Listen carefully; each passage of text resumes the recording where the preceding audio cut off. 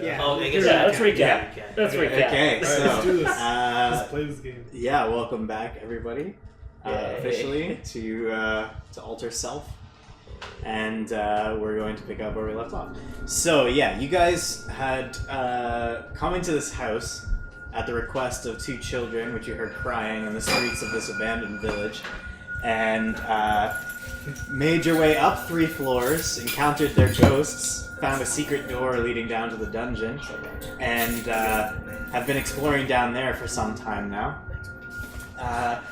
The last kind of area that you went through, you found kind of this big statue of a gaunt, thin-faced man, kind of looking very stern with his hand on the head of a wolf and holding a grey orb in his other hand. You guys had just come out of a pretty tense battle with a few ghouls, and you upon Bartimaeus removing the orb from its place, the 5 shadows emerged from the back wall and were about to attack, but Bartimaeus very quickly returned the orb to its place and they receded. You guys, how did Leaf get knocked out? I don't even remember. Mimic grabbed her. Right, yeah. You guys had headed down. You guys had headed down to the door to the north there, and you Bungo decided to listen through it, which turned out to be a big mistake because the door was a mimic, and he ended up getting his head stuck to it. During that combat, Leaf got beat up pretty bad and knocked unconscious, but she was stabilized by Fraser, so she's doing okay. And you guys continued your exploration. You discovered a bedroom with a crate containing several torches and candles, as well as a footlocker, which contained several odds and ends, things that would be useful to adventurers. However, the instant Bungo removes something from the footlocker, he sees 2 figures emerge from the wall behind him and beside him. What did I remember? Spellbook. I believe you took the spell book because you had intended to give it to Albrecht. Because you yelled. Yeah, I threw it across the room. Or Okay. was it about... Oh no! Threw it towards them. Nah, just like, fuck this kind of thing. Oh right, yeah, Oh, because yeah. because it's nonsense, obviously. Right. Okay. Sorry, one second. Where does it Yeah. land? Does it land on the bed though? It's right behind Bungo. I like threw. It's not behind him. That would be Probably, in like, front of him. hit the wall. Oh, okay. Yeah, it falls to the ground. It falls to the ground behind him. So what you see, Bungo, is 2 figures emerging from the wall that are dressed in kind of these black flowing robes. They're wearing their hoods, but you can kind of see underneath the hoods what appear to be the faces of Elizabeth and Gustav Durst, which you had seen in the portraits elsewhere in the house. However, their eyes are lifeless and their skin is gray and dull, but they begin to approach you. Do we see this? No. Hey guys, there's some people here. Alright.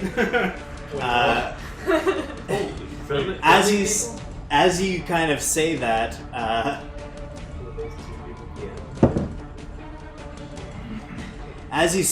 the one that emerged from directly behind you, I accidentally refreshed the page and I gotta open everything. So nice. Okay, the one behind you, you just see kind of slowly raise. So the one behind you is the one that looks like Gustav, and you see him slowly raise his hand and just kind of bring it across your body, and you feel kind of claws digging into you. 22 to hit. Oh, Yeah, that'll do it. poor little Bunga. He's not luminous, he can't see anything yet. He has no marker. So you feel just 6 points of slashing damage as this thing rakes its claws across you. I know where he is. Don't find me. I found him. At this point, you kind of hear, you guys all kind of hear Bungo kind of yell out in pain as the claws dig into his skin. And Fraser, you're the next act. Shit. Bungo, run over here. Run over here. Alright, I hear him yelp in pain, and I run to the hallway here. Will I be able to hit the guy with my glaive from here? Yeah, I'd say so. Okay. I will use, you see my blade, like, spark? Okay. Use my lightning blade. So, 23 to hit. Yeah, that's for sure. 11 slashing damage. Yeah, you bring your glaive down on this thing, and it kind of passes right through it, but you do see it kind of, it doesn't make a noise, but it just kind of recoils back from the impact.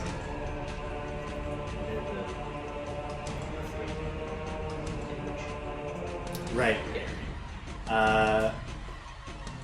Sorry, the 3 damage from lightning blade would go to the other one. Right. As long That's as a the 5-foot 5 range. feet, yeah. It's behind Bungo. You're kind of within 10 feet of it, but Okay. it's not really within 5 feet. Alright. But can the lightning come out still?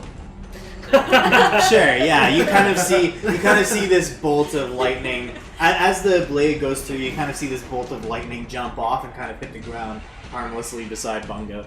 You can even hit Bungo. I don't really care. Hey. Wow. Hey. Yes, you've proven that in the past. At this point, the second ghast floats over. So Elizabeth, the ghast of Elizabeth Durst, floats into the middle of the bed, and it leans down, and it kind of puts its hands on your shoulder, Bungo, and then it tries to bite you. Critical hit. Oh, man. Oh my gosh! Oh! Wait, what's that? So you got a really good roll, like a perfect 20. You're dead. Like the. Yeah, I think I'm out. Yeah, Holy so just cow. double damage. It's like He's like 26 points of piercing damage. You might just be dead. I don't think you're dead, bro. No, I've got 14 hit points right now. He doesn't roll it here. But yeah, I'm out, guys. Wow. Yeah, so this creature just leans in, and right where your neck is, you just feel this piercing feeling, and the world begins to go dark, and you kind of collapse to the ground. Both of the both of the ghasts, We need Gregor. both of the ghasts turn their heads slowly towards Fraser, who's standing in the hallway. Albrecht, you're actually up next. Alright, so I see the gas to the north here.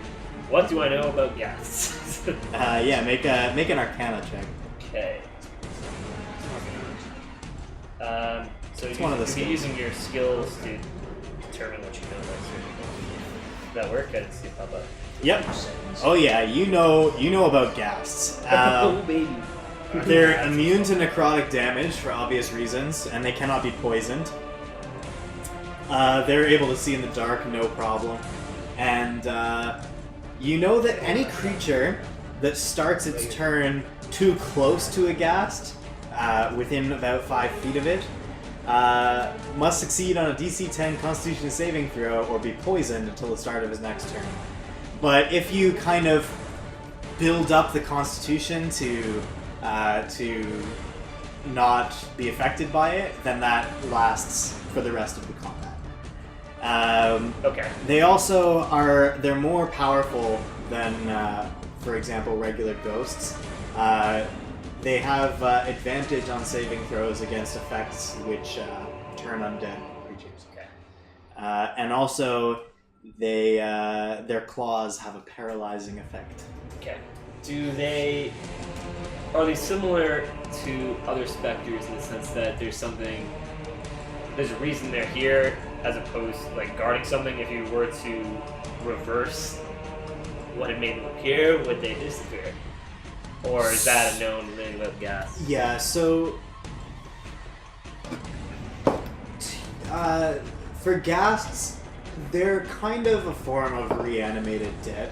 Okay, so Uh, not really. They're not like kind of ghosts Restless who. spirits. Yeah, they're not kind of like restless spirits. These have been They're good. reanimated by some powerful magic. Do they? How fast can they move?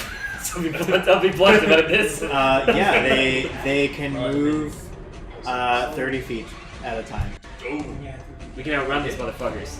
But then you're Yeah, dead. Yeah, okay. Bungo's dead, but It's been good, my friend. stay away from them. They're not very fast. That's basically all I tell them. Don't let them touch you. Okay. And I'm gonna shoot. I'm gonna shoot fireball at the one above. Yeah, sure. So you kind of move up a bit. Sure. Kind of position yourself behind a table. Take aim past Fraser, and shoot a firebolt. Yeah. Yeah, that hits. Yeah. Cool. Yeah, the north, the one, the east one, right? Yeah. Yeah. Cool. Yeah, your firebolt kind of flies through the figure, but it recoils and makes no sound once more. You get the impression that it is doing something. Anyways. And I'm getting out of the range. Can't dipset. Yeah, you run through where there used to be a fake door and back into the statue room. You guys all just see Albrecht like fire a bolt of fire and then turn and run. Don't let him touch you. Bartimaeus. Okay, I'm going to give Fraser both of my scrolls because I'm gonna be like, hey, this didn't work for me last time. This looks more your thing. Take these. So I give him spirit weapon or whatever, and I have a look of confusion over my face, so I grab it, and I don't spend time looking at it. Okay. Yeah, you just grab whatever it is he's handing you, kind of shove it in your bag. then I look at Gregor. Gregor, are you going in? No, I'm hurting a lot. Standing out here to watch over all of it. Yeah, can you just like send me what the spells are? Yeah. Okay, I'm gonna cast.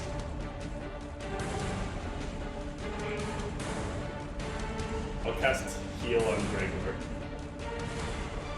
What do you have prepared? The healing word? Which spell exactly? It's Song of Breath, or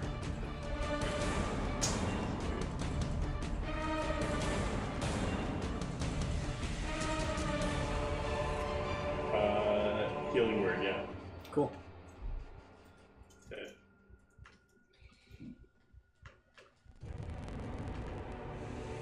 Okay, so on Gregor, you said? Yeah. Yeah. So what do you do? Hum a little tune or something? Yeah, I don't have my thing yet. So That's let's alright. do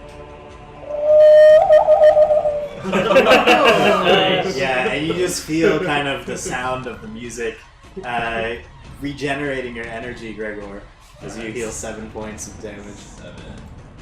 I don't have any other moves now, right? You can move, like you have your Cantrip? movement. Healing word? No. Okay. Then I pat Gregor on the back. I say, "Go get him, buddy." And I skip by. After he and follow explicitly said Albrecht. that he wasn't going to. I use my charisma to Alright, I feel about 50%. Alright, Bungo, make a death saving throw. Little guy. Can I do bardic inspiration on those? Yeah, but you'd have to do that on your turn, right? Oh, okay. That's true. Now you can't see him. Oh no! He's failing! Actually, I'm not sure that you can. I think it's only for saving throws and attack rolls. Oh, like, this is a death saving throw though, so yeah, okay. Okay. Wait, he can give it to Fred Oh, wait. whenever, or does it have to be on his turn? You can only give inspiration on your turn, and it's a bonus action. He used his bonus action to give the scrolls to you. So... Fail. I was like, where did that come from? Oh, these are clicking things. Okay. Oh, Yeah, you see, Fraser, you kind of see Bungo's body kind of convulse on the ground. Make sure you mark that down. Leaf is stabilized, but still unconscious, so she's unable to do anything at this time. Gregor, it has come to your turn. Oh, poor ghosts. I will stand upon the table. Advantage point. My head's probably brushing the ceiling. Oh, it definitely is, yes. These aren't very high ceilings. Yeah. And I will throw a spear at the eastern ghost. Okay.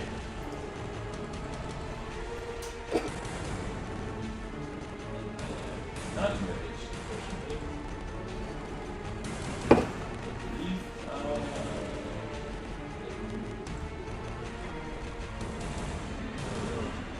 11 to hit. Yeah, you kind of see one of them just kind of float off to the side and the spear harmlessly flies past it. So it's a critical fail. Right in your back. Oh no, right into Bungo. Poor little guy. Anything else, Gregor, before your turn ends? Nope. It's like happening. So we can use a one You really can. Yeah, I've like completely drained all of my abilities. That would be nice. Smells. You see the ghast of They can only live Gustav 30. float towards you, Fraser, and it gives a mighty heave with its arm and tries to kind of slash you across the chest. 19 to hit. It does do it. What is this? 11 points of slashing damage. Yeah, so you have to make a DC 10 Constitution saving throw.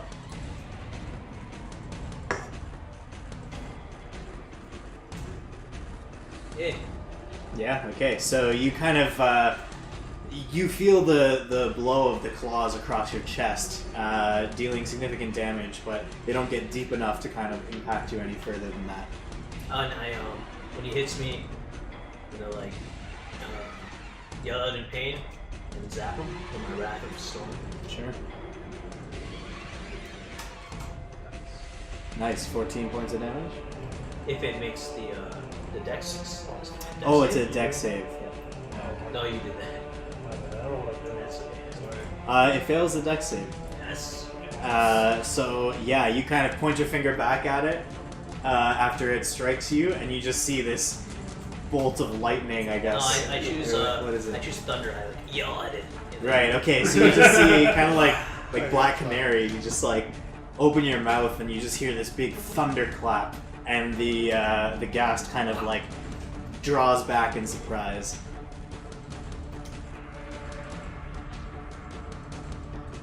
And it's your turn now, Fraser. Actually. Interesting. How many? What would it cost in terms of actions to take out my shield and my warhammer? Switch out. I believe I said it'd be a bonus action switching your equipment. Spear. So I Yeah, mean, but I don't have time to read the scroll. yeah, I would call it a bonus action. Okay, so I do that, and I whisper to my snake, which is over there. And I tell it to like go towards Bungo.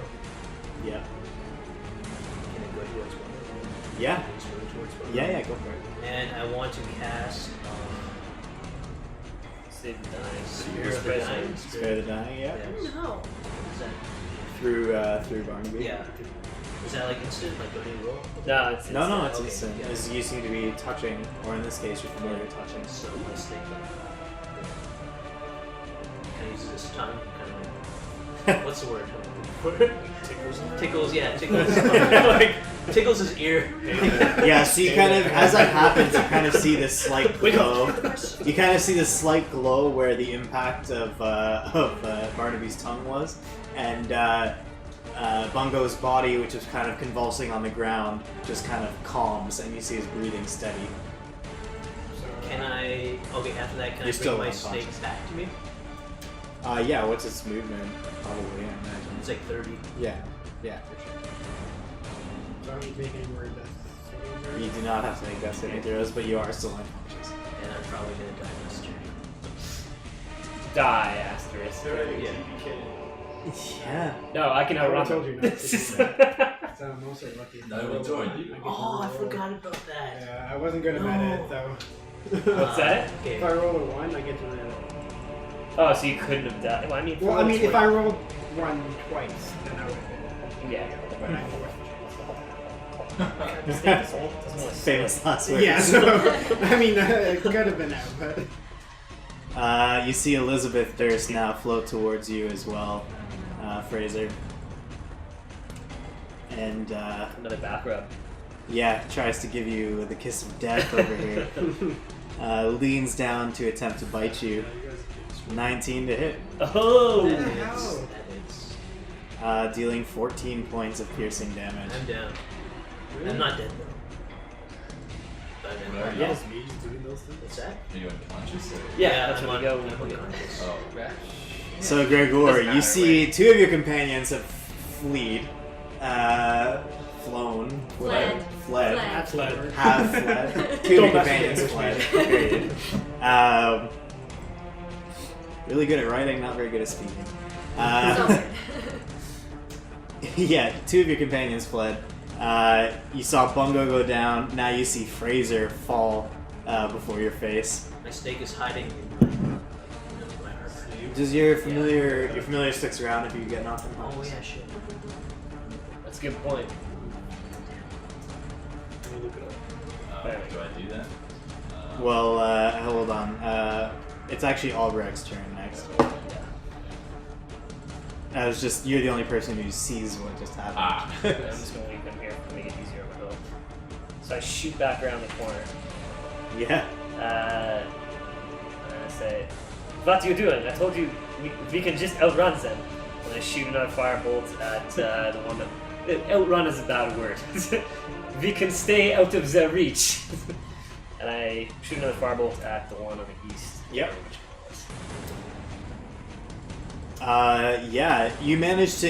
It sees it coming and it tries to sidestep it, but it still manages to hit in the shoulder. The familiar stays. It stays? Cool. So then, yeah, it hides in the. It's 5. Yep. And after that, I do Did the you quick get- eye measuring. I'm just gonna back up to where I was. Essentially, this room. Roger. Bartimaeus. Do you need a beer mama? Okay, so Yeah. everyone's stable at this time now, right? No, Fraser is not stable. Is Fraser saving? He hasn't rolled any death saves yet, but he just went down. Okay, so he will roll. Yeah, he has 3 chances. Okay. Yeah, I'm going to use one of my inspirations for Fraser. A bardic inspiration. So you're gonna sing to his unconscious body. Yep. Okay. And I'm gonna.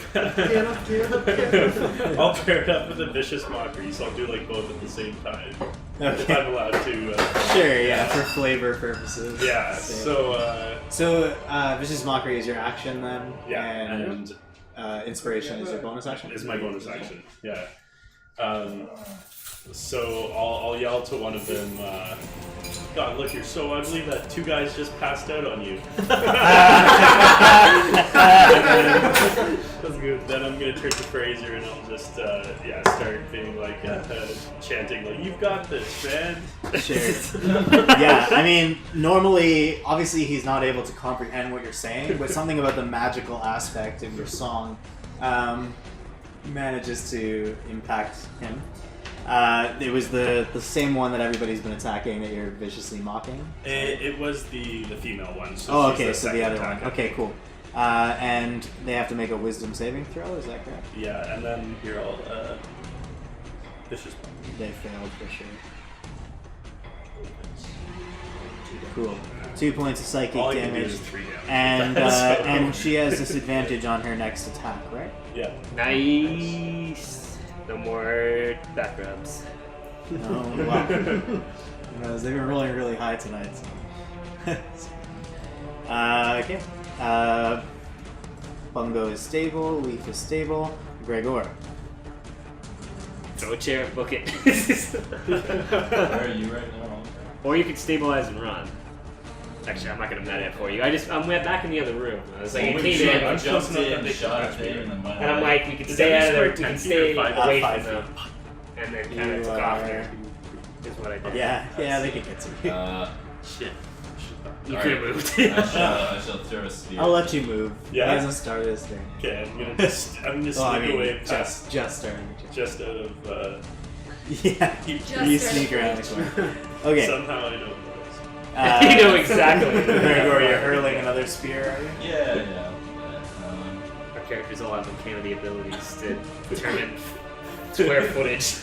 Yeah, they just part like the Red Sea, and it just flies between them, and narrowly misses Bungo lying on the ground. Let's see. Clearly, we are outmatched. And we run away.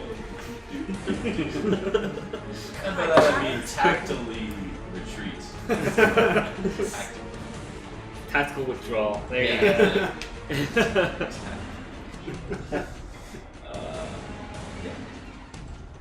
Alright, are you okay? Yeah, how do you feel? And I have been better. I'm okay too, guys. Alright, You look fine. Yeah. Thank you for healing me. That's very good. This character. That's it. The Gregor, I like that. Okay. You guys kind of wait in that room for a couple of seconds, and you don't see anything emerge. You don't see anything begin pursuing you. In fact, it seems like the area has just gone quiet. Oh yeah. I see. No. Alright. So magic is attached Did to you- it. He's disappeared. Yeah. Wait, Bartimaeus. I send in Arkandan into the room to take a peek. Sure. Arkandan flies around and kind of peeks around the room. The only thing that he really reports back, other than the fact that there doesn't seem to be any ghasts around, is that the book which Bungo had thrown on the ground seems to not be on the ground anymore, and the footlocker at the bottom of the bed is now closed. Yes. So he comes back to me and tells me this. Exactly as I initially thought. It was the book that said I have to. So there is no danger if we leave the book alone. Then why did we touch book? Because magic doesn't exist. I go onto my knees and You imitate the tiny little lad. So you're sure we're fine to go back in then? Yeah, we are good to go in. We should probably make sure that companions are not dead, yeah? Yeah. I will go first. I'll race in first. Foolish man. I race towards Bungo, and first, it looks like I'm gonna start rifling through his stuff. But then I stand and I turn to the wall and I smash my fist, and then I do nothing, and I just make sure he's okay. You really need to control your anger.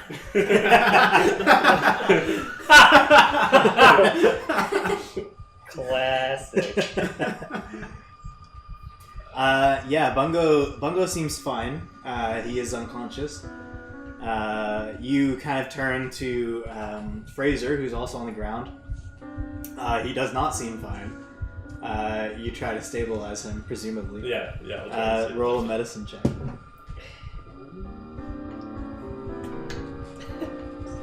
I'll leave him. Yeah, okay. You kind of find you kind of find bite marks in his neck. They're bleeding a lot. And you kind of patch them up as best you can with the materials you have on hand. And the bleeding begins to stop, and he seems to be doing all right. Okay, I also whisper while I'm doing that. Kinky bitch. Not To the about woman Fraser, bed. it's talking about the back rubber. Oh, that's how I took it at first too. I'm like, wait, what? Not Fraser. Not Fraser. What is going on I here? have to admit, I was a little confused. No. About the Yes, ghost. yes. I've got it. I've got it. now. Character. Okay. So, have I heard of the kind of protective magic where some, like these undead would be magically like tied to an object like this, like to protect it? magic issue. Have I heard of this before? Or? Certainly. You have heard of magic which can reanimate spirits or dead to protect something, like give them orders to protect possessions or whatever. Okay. Well, I guess it's time to rest, yeah?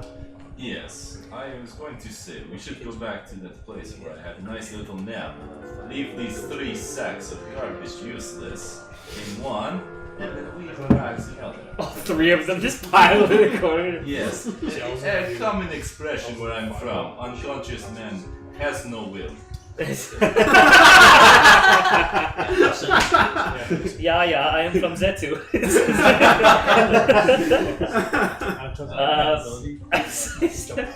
I send her come to north quickly to see.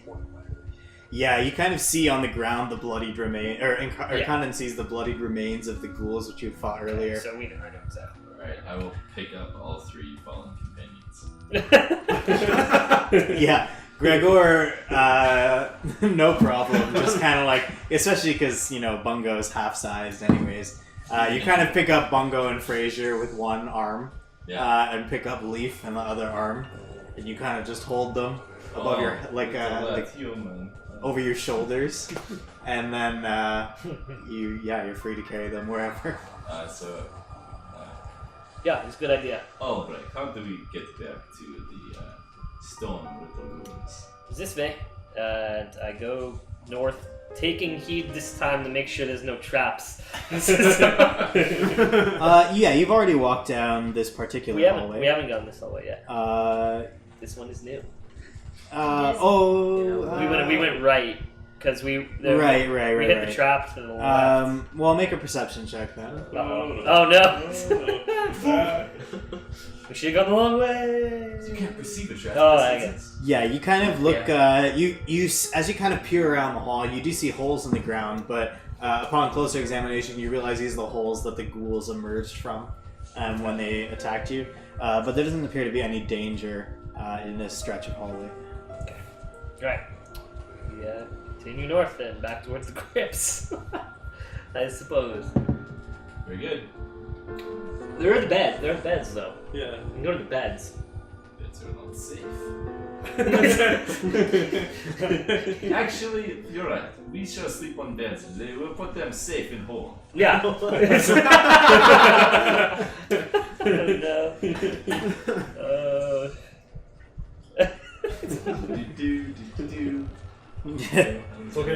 can you guys just move them anytime you want?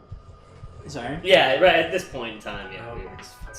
There's no restrictions on. Alright, yes, I shall deposit my friends sort of spooning each other or what have you. In this little room. Watch them be like sacrificing. Which room? Yeah, where are you? I lost you. Oh, what? Okay. Up here. Up in the. Oh, shit, yeah, sorry. You guys have to move your own. There we go. Alright. Just piles them in. Yeah. So Gregor just piles you guys on top of splintered wood, I believe. 'Cause I think get it out of the way. I think you smashed this. Okay, so you lay them down on the stone, the decorative stone that was underneath the coffin, exactly. and you leave them there. No, yeah, I seal it. Yeah. And, Seal it? Yeah. Okay, yeah, you grab the Okay, stone alright. beside it, and you take your time and kind of drag it over They just need nap. I had a nap, I felt much better. Am I waking up sometime soon? I mean, it's 1d4 hours that you would wake up in, so Okay. all of this has I'm transpired, like In how long? probably pretty soon. Okay. Like within like 20 minutes maybe. Before he closes the Then do I get? rock slab, I read a little note saying that we're gonna be in the other room with the beds. So I'm leaving in there with them still, super confused. You have parchment and ink, right? Yeah. Okay. Yeah. Yeah, you write a little note explaining the situation, and you just kind of toss it into the room. Yep, it's just And literally then Gregor- on their bodies. And then Gregor closes the. It'll be Closes the pitch door. black in there. We're not going to be able to see shit. That's even better. And then you guys. Night vision. You do. And then you guys are going to That'd be terrifying. head over to the beds. Yeah, we're going. I'll we're going drag left. the three of you there. Bartimaeus, you're I'll willingly. awkwardly follow them from behind. Okay. You're just kind of like, what the fuck just happened? I like A little how bit you guys confused. are going to the Just beds moving. with the cockroaches or centipedes. Is that No, what the it is? centipedes Did I were put in the you all crypts, one actually. without the centipede. Centipedes were in the crypts. They were in the crypt just. Where are you guys going? We're going to the beds where the well was. There's 4 beds. Oh. Okay, I'm just gonna teleport you guys there. Well, last night. what am I supposed to do? Look after your Does unconscious anyone body? want another? Yeah. Oh yes, please. And I did. I put you in a safe little room there. And you have a note. It's like memento now. You You know wake what? up and just be like, okay. In Gregor's defense, this is what he knows. That's right. He's like, What he this is what knows I to wanted do. when I was feeling bad. Okay, so the three of you make your way back north towards where the 5 beds were and the 5 foot lockers, which were now kind of lie either smashed or unlocked, kind of all over the middle area of this room. You guys make your way into different beds, I guess. I'm actually going to go to one room, grab the bed out of here, and then carry it over to this room and put them beside each other and sleep on both. It's more. Okay, so yeah, you see, Single bed. yeah, you see Gregor kind of construct a double bed for himself, and he kind of like spreads himself over the entire Oh, thing thank you. and prepares himself for a rest. Bartimaeus and Albrecht will just Before settle going to in. bed. Okay. Does that work? What's going on here? Yeah. Is that... Can you guys see what he's putting there? I can't see. I see myself saying nothing. You see anything in chat right now? You made a 19 perception check. That was the last thing, but Oh, really? Oh, what the heck's going on here? I want to cast Alarm. There you go. Yeah, you did. That's perception, though. Why isn't this one working then? Try just refreshing. Because it's not prepared. That's okay, It's just- a ritual. oh, okay. Either way, yeah, you cast. So you're doing the ritual for alarm now. 11 force. That's not alarm at all. Yeah, so alarm. So there's 2 entrances to this room, right? Hold on. There is, yes. So let me look this up because apparently I didn't actually write this one down properly.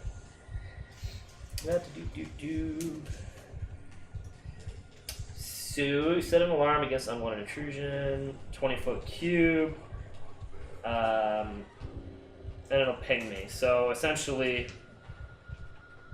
we're honestly, this is actually a 20-foot cube anyway, is it not? This is 5. I want to set an alarm for basically this entire main room. So if anything comes into it, it'll ping me and wake me up. Sure. Exactly. Yeah. What kind of ping? Because I think you get to choose, right? It doesn't actually say. It's either mental or audible. Yeah. So which would you? Mental. Mental. Okay. Yeah. So you kind of Bartimaeus, you watch as Albrecht kind of begins, doing stuff on the ground, kind of. I'm gonna ask him what he's doing because what's going on? Just casting a spell to keep us safe tonight. Yeah. And then I'll choose to kind of sneak in with Gregor because he's a bigger guy, and I'll just fall asleep against the wall. Okay. I thought you were going somewhere else with that. So for safety purposes, Bartimaeus decides to stay in the same room as Gregor, even though there is no bed for him. And Albrecht kind of finds his way to another room and settles down. You guys are going to sleep now? Yeah. I'm just wondering how does it work with the familiars, Sean? Because they need to sleep too, right?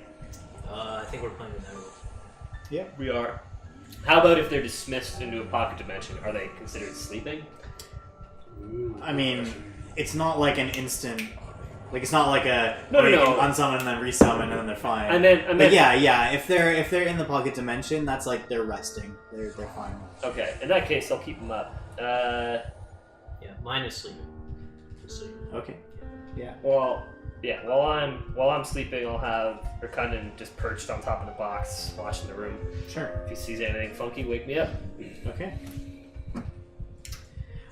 So you guys, with some difficulty, because there's this incessant chanting that you guys are hearing just in the distance, still too far to kind of make out what it is that they're saying, but it's almost like boring into your head as you try to lie there and sleep. But eventually you manage to kind of tune it out and drift off into sleep.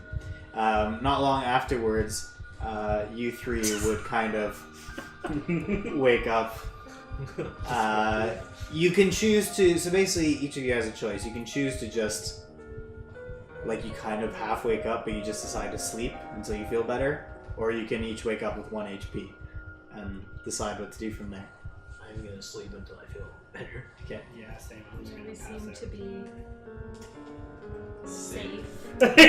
Yeah, you open your eyes, you're the only one who can see. You kind of look around and you recognize where you are. Right. You can see that you are in one of the crypts. I found the note. And that, you get up, you find the note, and you read the explanation, and you're content to just rest and let your wounds heal. I also want to pocket the note. Sure. You Yes. want to what in You it? can absolutely. I'm gonna keep your note. Oh yeah. Okay, yeah. Excellent, Okay. noble handwriting. Make a perception check for. Make a Like, perception next check turn. for Urkunda So, as he keeps watch. Oh, balls. As he keeps watch for the night. So you can't do anything else. Luckily, he's got Oh, advantage. so it's like a one-time hit. Go. No, it's one time, and then the next turn, so you start to spend an action to do it. And again, 23, baby. That's a pretty. But that's still 1d12. that's still pretty good. Yeah. Urkundan too is just hearing this chanting all through the night, and it kind of is just mind-numbing. Yeah. But he doesn't notice any movement, and he doesn't hear or sense anybody approaching your resting location. You guys sleep peacefully throughout this time. You don't know whether it's night or day at this point, Yes. but you guys manage to get a full rest and are feeling in tip-top shape the next day. Wunderbar. When you awake. Yes. Good job, guys. Alright, so I'm like still adding stuff as I'm going, so that's why I'm That's like, cool. I'm listening, but I'm So just spell doing slots things. are Fine. Your spell slots are back, your health is back to full, Yep. and you get half of your hit dice back if you've used any. What is the Yo, you only get half back? Correct. What? What you need to cast it? Yeah. Oh, hit on die, a long yeah, hit rest, die, on yeah, a long sorry. rest, you get half your hit dice back. I thought you said hit points. I was No, like, no, no. You get fuck. all your hit points. You get half your Yeah. hit dice. So you're casting a was spell. like, what rule did I It's a miss? material component, so you need to cast Yeah, it. like- So Yeah. after I wake up, But with I the feet, feed you don't or need come in a little, Cool. like a little bit of meat from my pouch that I pull out for him, and then I dismiss him into pocket dimension. Cool. Good job. Yeah, Urkunda just kind of poofs from view. Oops, did I do that again? I did it. I deleted I it. know, I clicked. Oh. There's no damage to this, bro. Okay. Oh, I'll fix this. oh hello, little human.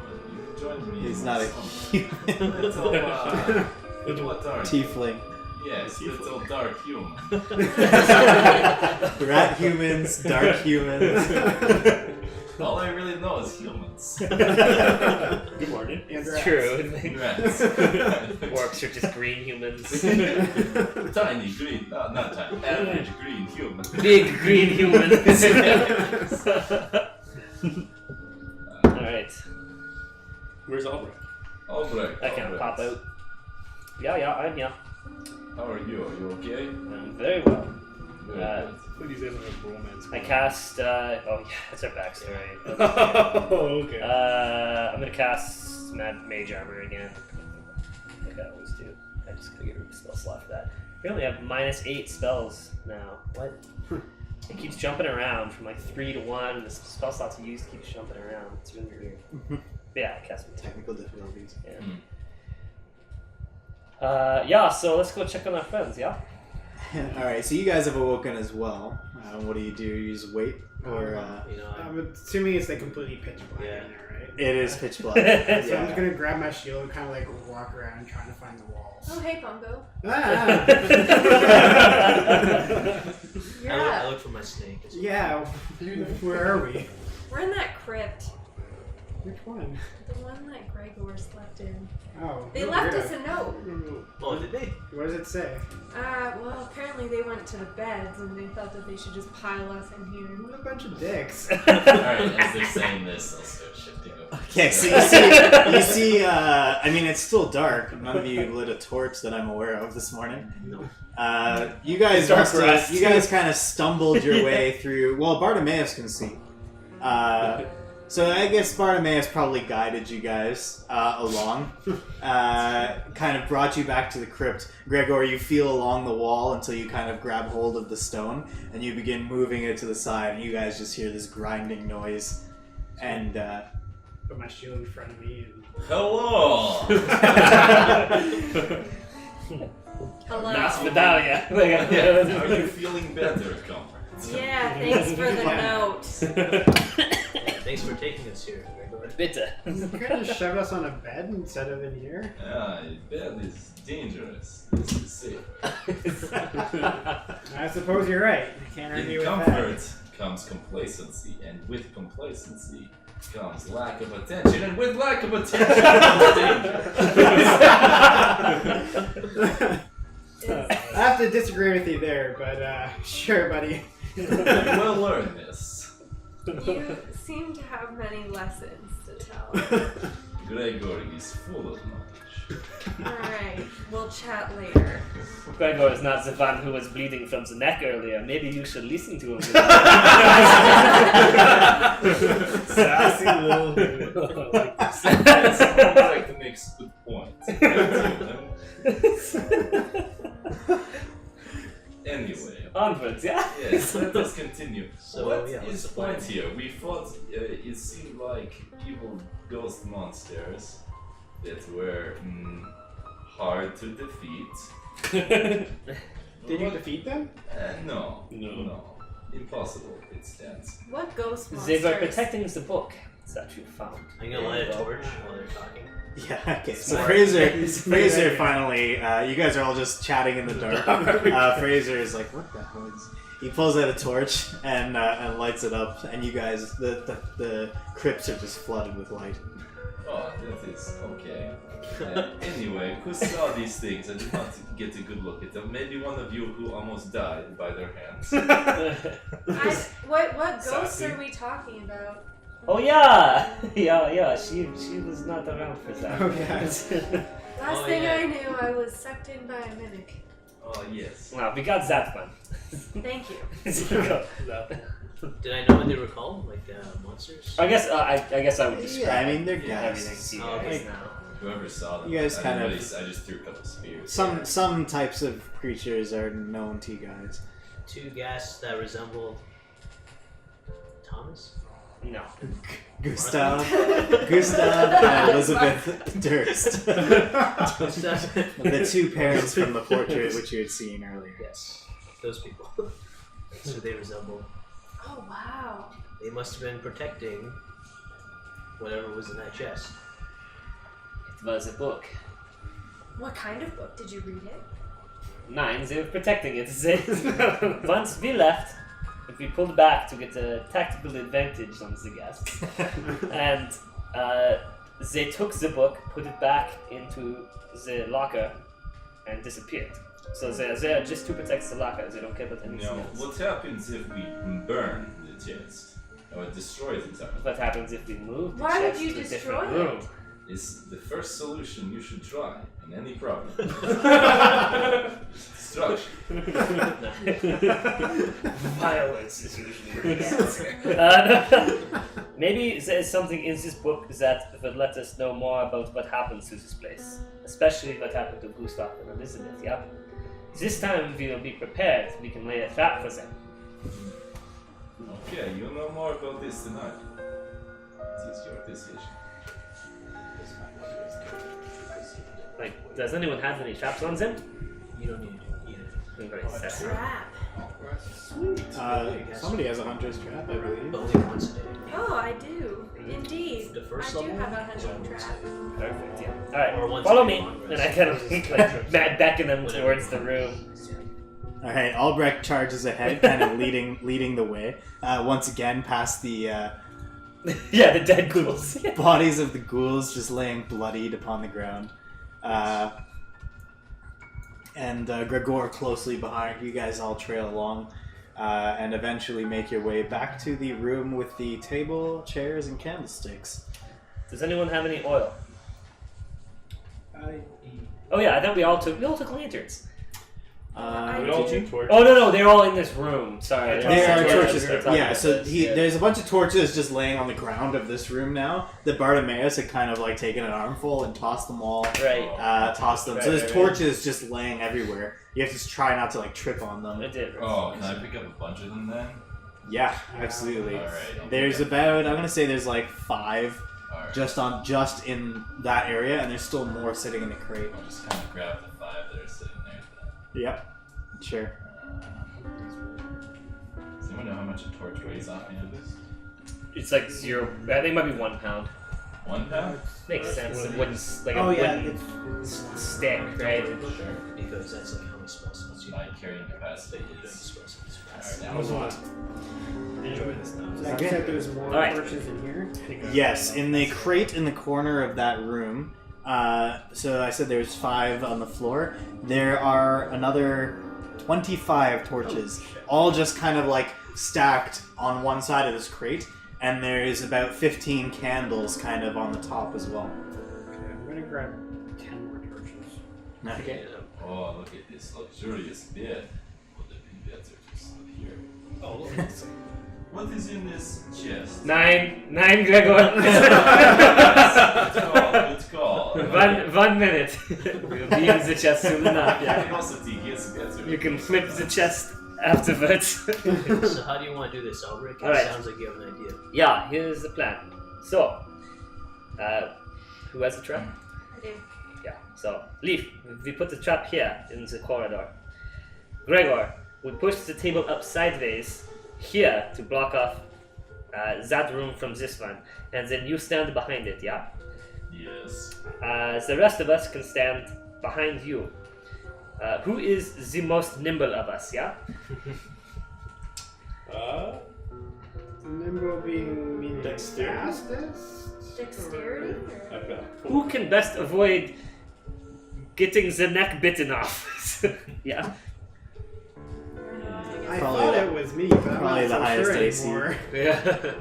But yeah, my AC would be highest if I'm betting that. Bungo, are you okay going in and grabbing the same book you did last time? Yeah. Yeah, I can do that. Okay, so as soon as Bungo grabs the book and comes back, Gregor, you move the table in the way, and then when they try to come after us, we're in a good position to fight them. Yeah. Only table.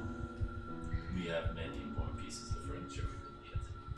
Well, I mean, we're going to have to fight them over the table. It just makes it more difficult for them to come to us. set the table on fire. What if, yes, we make whole room like fire and just burn them without escape? This is good technique.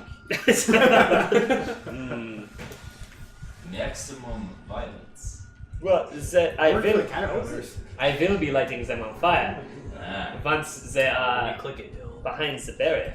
So why are we using my Okay. trap? You don't want to do it like that. I'll show you later. Do they float? Like, The I'm gas not float or walk? I can do them. They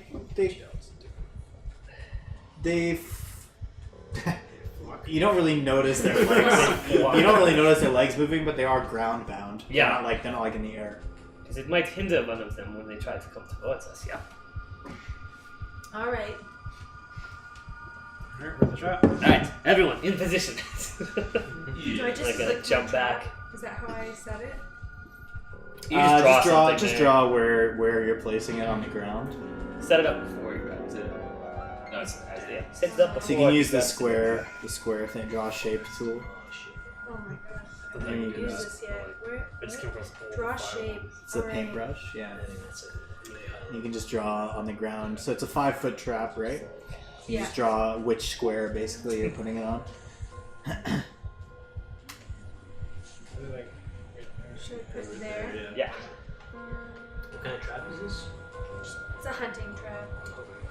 Just make sure you don't activate teleportation. Yeah, so you see Leaf kind of goes over and sets up this spiked trap on the ground. It's basically like a giant bear trap. She kind of covers it up with some dust and dirt from all around, because again, this is kind of earthen tunnels. So she covers it as best as possible. While Bungo watches, hopefully. yes, I'm watching all this. Yes. Watching where it is. Bungo, make sure that you jump over it. Alright, I can do that. Everybody ready? Yep. Oh, you're ready, Gregor. Yeah. Alright. So you guys have already moved the. I think the plan was kind of like Bungo would run past it, and then Gregor was going to shove it. Okay. Against it kind of to block off the entrance. Gregor, you got the table set? Yes. Alright, then I'll open up the chest, and then as soon as I'm gonna go for the book, and as soon as I touch it, I'm just gonna grab it and run and jump over top of the trap. Okay. And if he like fucks up, I want to catch him with my free hand. Yeah, you reach in, you grab the book, and you just start running. As you see out of the corner of your eye, the two shadowy figures emerge once more. You kind of nimbly leap over the trap, and without any struggles.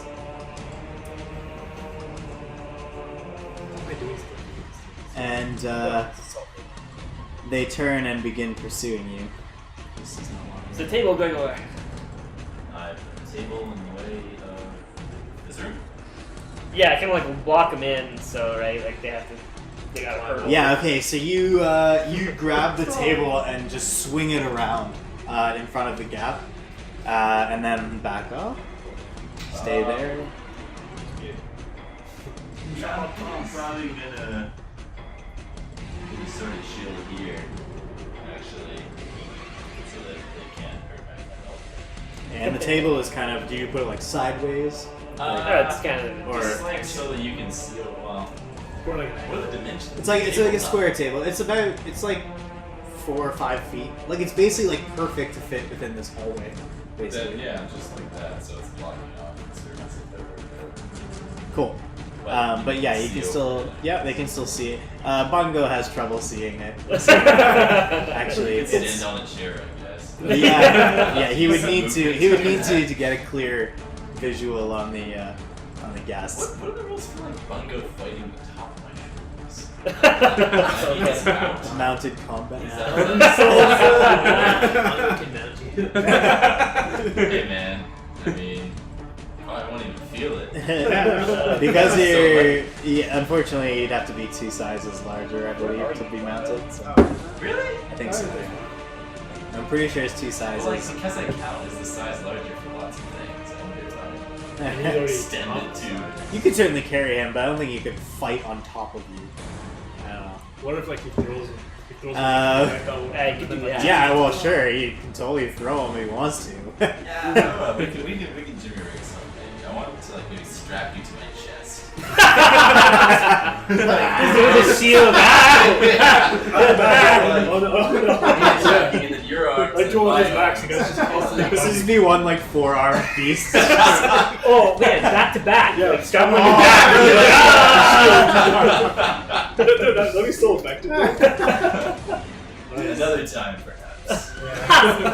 When Bungo does not have the book that they are looking for. Okay, so you're standing there, Gregor, then. Yeah, That's yeah, basically my that's key it. point. That is You see Gustav kind of head towards you, and he starts reaching out his arms to grab you.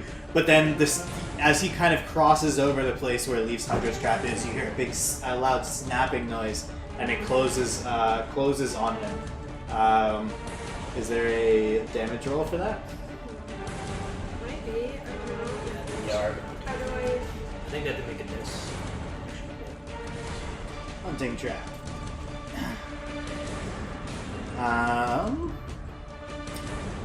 Yeah, DC 13 dexterity save.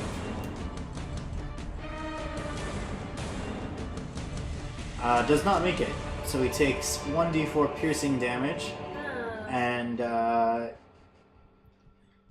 he is trapped there. Nice. Nice. Get it, fam. You see him kind of, the figure kind of slowly looks down at the trap, and then like back up at you, just staring at you with lifeless eyes. Fraser, you're up. Can I hit it with my glaive from here? Yeah, I mean, you kind of push Gregor out of the way a little bit, give it a swing. Yeah. I will do that with booming blade this time. Okay. Oh, Yeah, even though it's trapped, you just see it kind of like matrix dodge as your slash just avoids it. Anything else? no. Okay. Bungo, are you standing just on the other side of the table? Is that intentional or just? Yeah. So it shows up. Okay. So I can't. It's not your turn. Oh, okay. I was just asking where you are. You see the second ghast kind of pass through the first one, Elizabeth, and kind of gets to where the table is, and begins swinging her claws over at Bungo, who is. No, you know what? At Gregor. Sorry, you're short. You're kind of below the table, but it sees Gregor kind of hulking off to the side and takes some swings. It's a bird. You're hulking. 15 to hit. Ah. Does hit. Dealing 9 points of slashing damage as these grimy, sharp claws scrape through your chest. Make a Constitution saving throw. Yeah, absolutely no trouble there. 9 points. Correct, yes. You take the first one. Yeah, you know what? Screw it. Then you take the one that's I'll higher. do it. Yeah. Okay. Yeah, you flex your muscles just as the claws begin to rake across, and they do not impact you as badly as they may have. Oh no! Of course. I mean, Slightly less. slightly less. Albrecht. Alright, I'm going to aim. So it doesn't. So I assume I see both their heads over the table.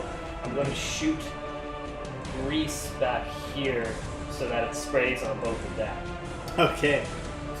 Yeah, you just see Albrecht kind of extend his arms, and grease flies out of nowhere and just kind of coats that hallway ahead of them. They both have to make dex saves, so I'll throw.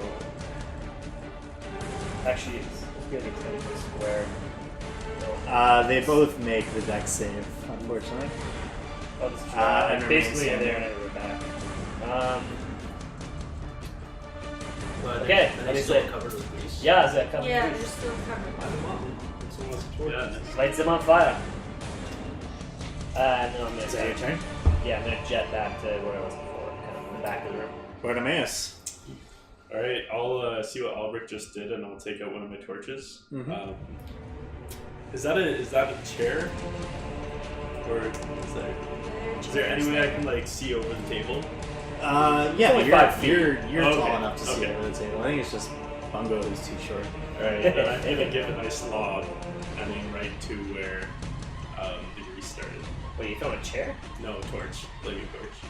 Oh, you're lighting the torch. Okay, so you had a torch lit? Oh no, I took a torch out and lit it. Okay, you took a torch out, lit it. I want to say that's your action, and then you're tossing it Yeah.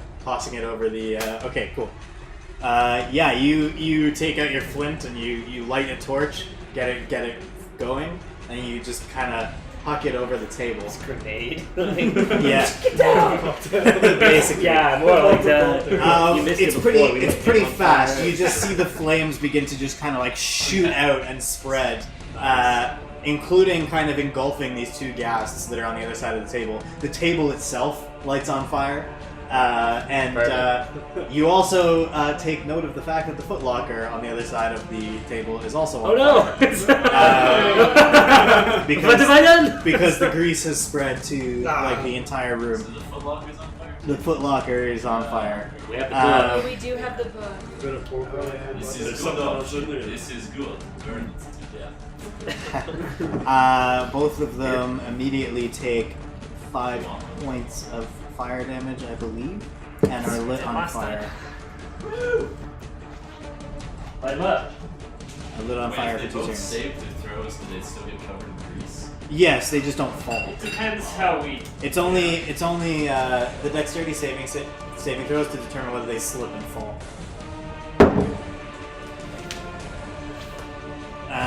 Bungo.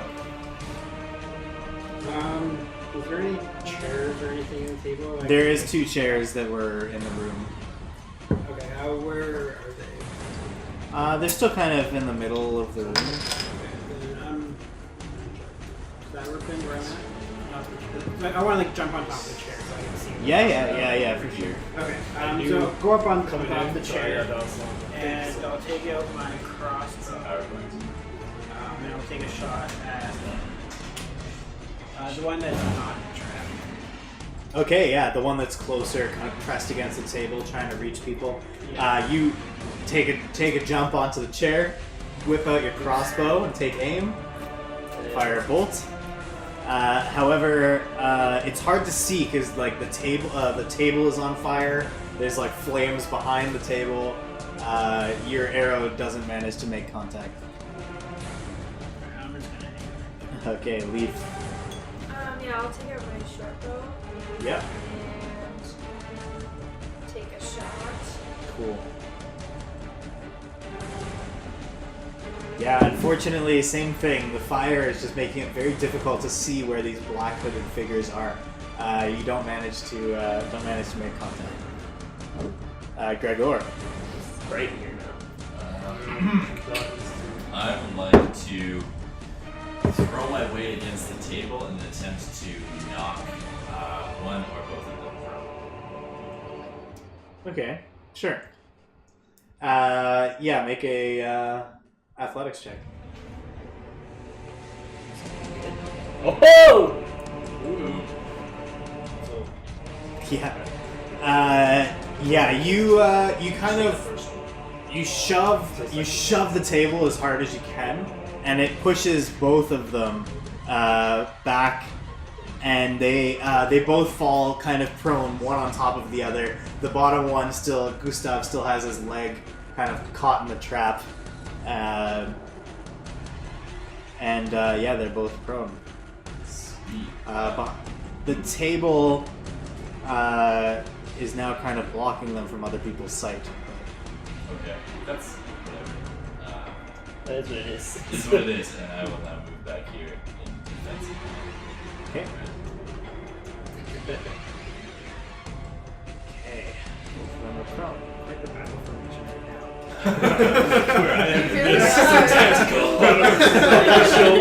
Flying V. Yeah. Part of me is like rocking it Dude, do you have a shield? Plays. with the microphone, the fire in front of him. Great battle That's card. great. Yeah. Quite a Front scene. row seats, bitches, in the mosh pit. I'll play keyboard. Gregor's definitely a drummer. Alright. Bungo's a bassist. Nice. Leaf is vocals. Obviously, right?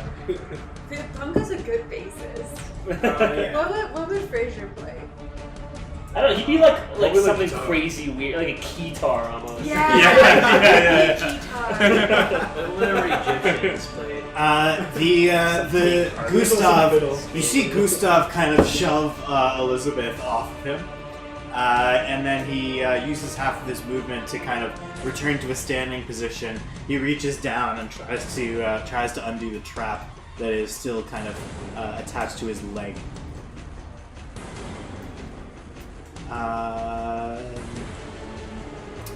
He manages to pull it apart, and you see him kind of lift his leg out, or where you would assume his leg to be out of the robe, and kind of lets the trap just close. And he readies himself, but does nothing else at this time. When does he take his bag? He took it already. Fraser. It would be at the start of his turn. Walk in front of Bart, and I'm gonna cast Thunderwave. Okay. And then I'm also going to use my channel divinity. Okay, so that makes it do max damage. Yes. And they both have to make a Constitution saving throw, right? Yep. They both fail. Yes. Alright, so they take 16 damage. Nice. So you kind of, how does this work? Describe this motion. I take both of my hands. I guess I put my glaive here. No, I'm holding my glaive still. Yeah, okay. And then I take both of my hands and I kind of go like this. And like you see like this huge amount of energy like rush out of my hands. Yeah. Just this like sonic wave and this huge thunderclap burst forward. The table in front of you just splinters in like every direction as the waves carry forward. One of the ghasts, Gustav, who had just freed himself from the trap, takes the brunt of it right to the chest, and you just see his entire self kind of dissipate. Just like completely gone. The one on the ground, kind of, in this case, Elizabeth was lucky to be on the ground. She takes the hit, but she's still all right. But he does get pushed back. Pushed back 10 feet? Yeah, you see just like whoosh, like her body like slides along the ground. At that point, you see her get up, take 5 fire damage from burning, Tactical superiority. and then swoops forward towards her assailant and begins just frantically clawing at you, Fraser. 19 to hit. It got blown away. It got blown away by the thunderclap. Thunderwave. 9 points of slashing damage, and please make a Constitution saving throw.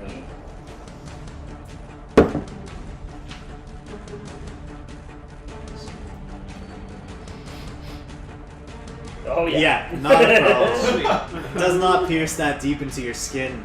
How much damage You are was it? fine. 9 Okay. slashing damage. Only one ghast remains before you, Albrecht, as the other one was blown away by Fraser's Thunderwave. What do you do? I'm gonna shoot a firebolt at it. Exactly, except this one. Yeah. There's so much fire, it just kind of blends with the rest of the fire Yeah. and doesn't do anything. Bartimaeus. Okay, I am going to use Vicious Mockery. Okay. And I am just going to kind of yell at her. You know what, you were looking pretty deathly before, but you're looking kind of hot now. I like this new fire. Hey. Wow.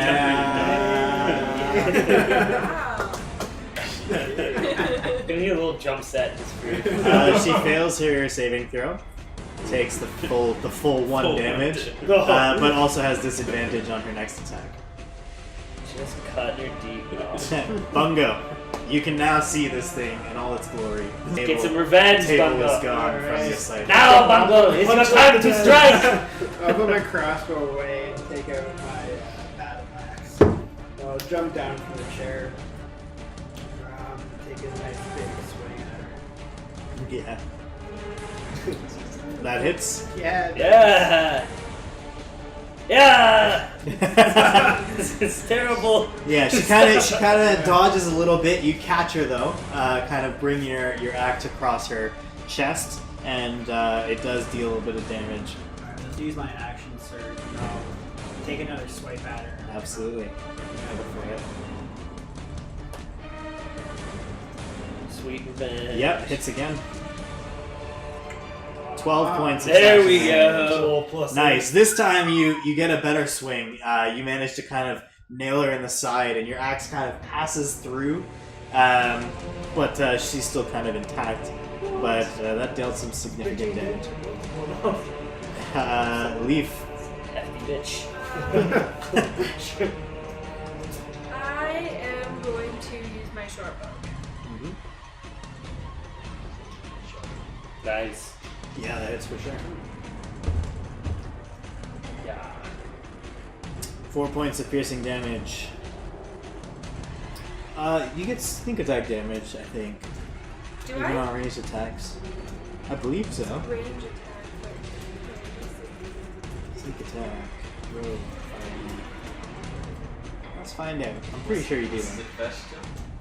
Pretty sure you get sneak attack even with a ranged attack, right? Oh yes. It's very important.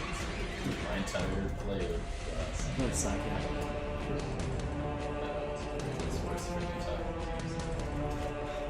Sorry? I disagree. I was doing regular worse for just me talking to you. It's good. These stay in character.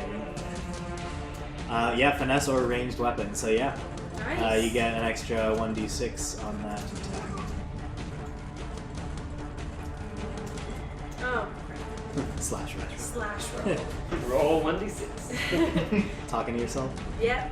Okay, so solid 8 points of piercing damage. Kind of right through this thing's shoulder. The arrow flies straight through and kind of hits the ground behind her. She's starting to look pretty rough, actually. The robes are more tattered. She's kind of moving a bit slower. Gregor. Oh, baby. Just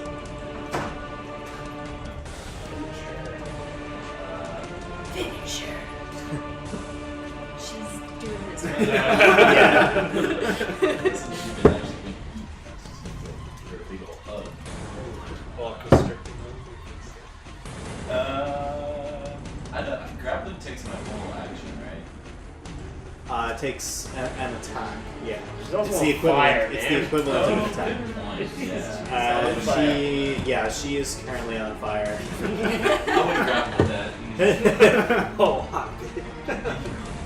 I think, yeah. Alright, in that case, let's take out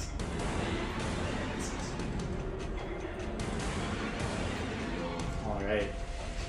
Yeah, you give her the old one anyways. Yeah. And it hits solidly. 5 damage.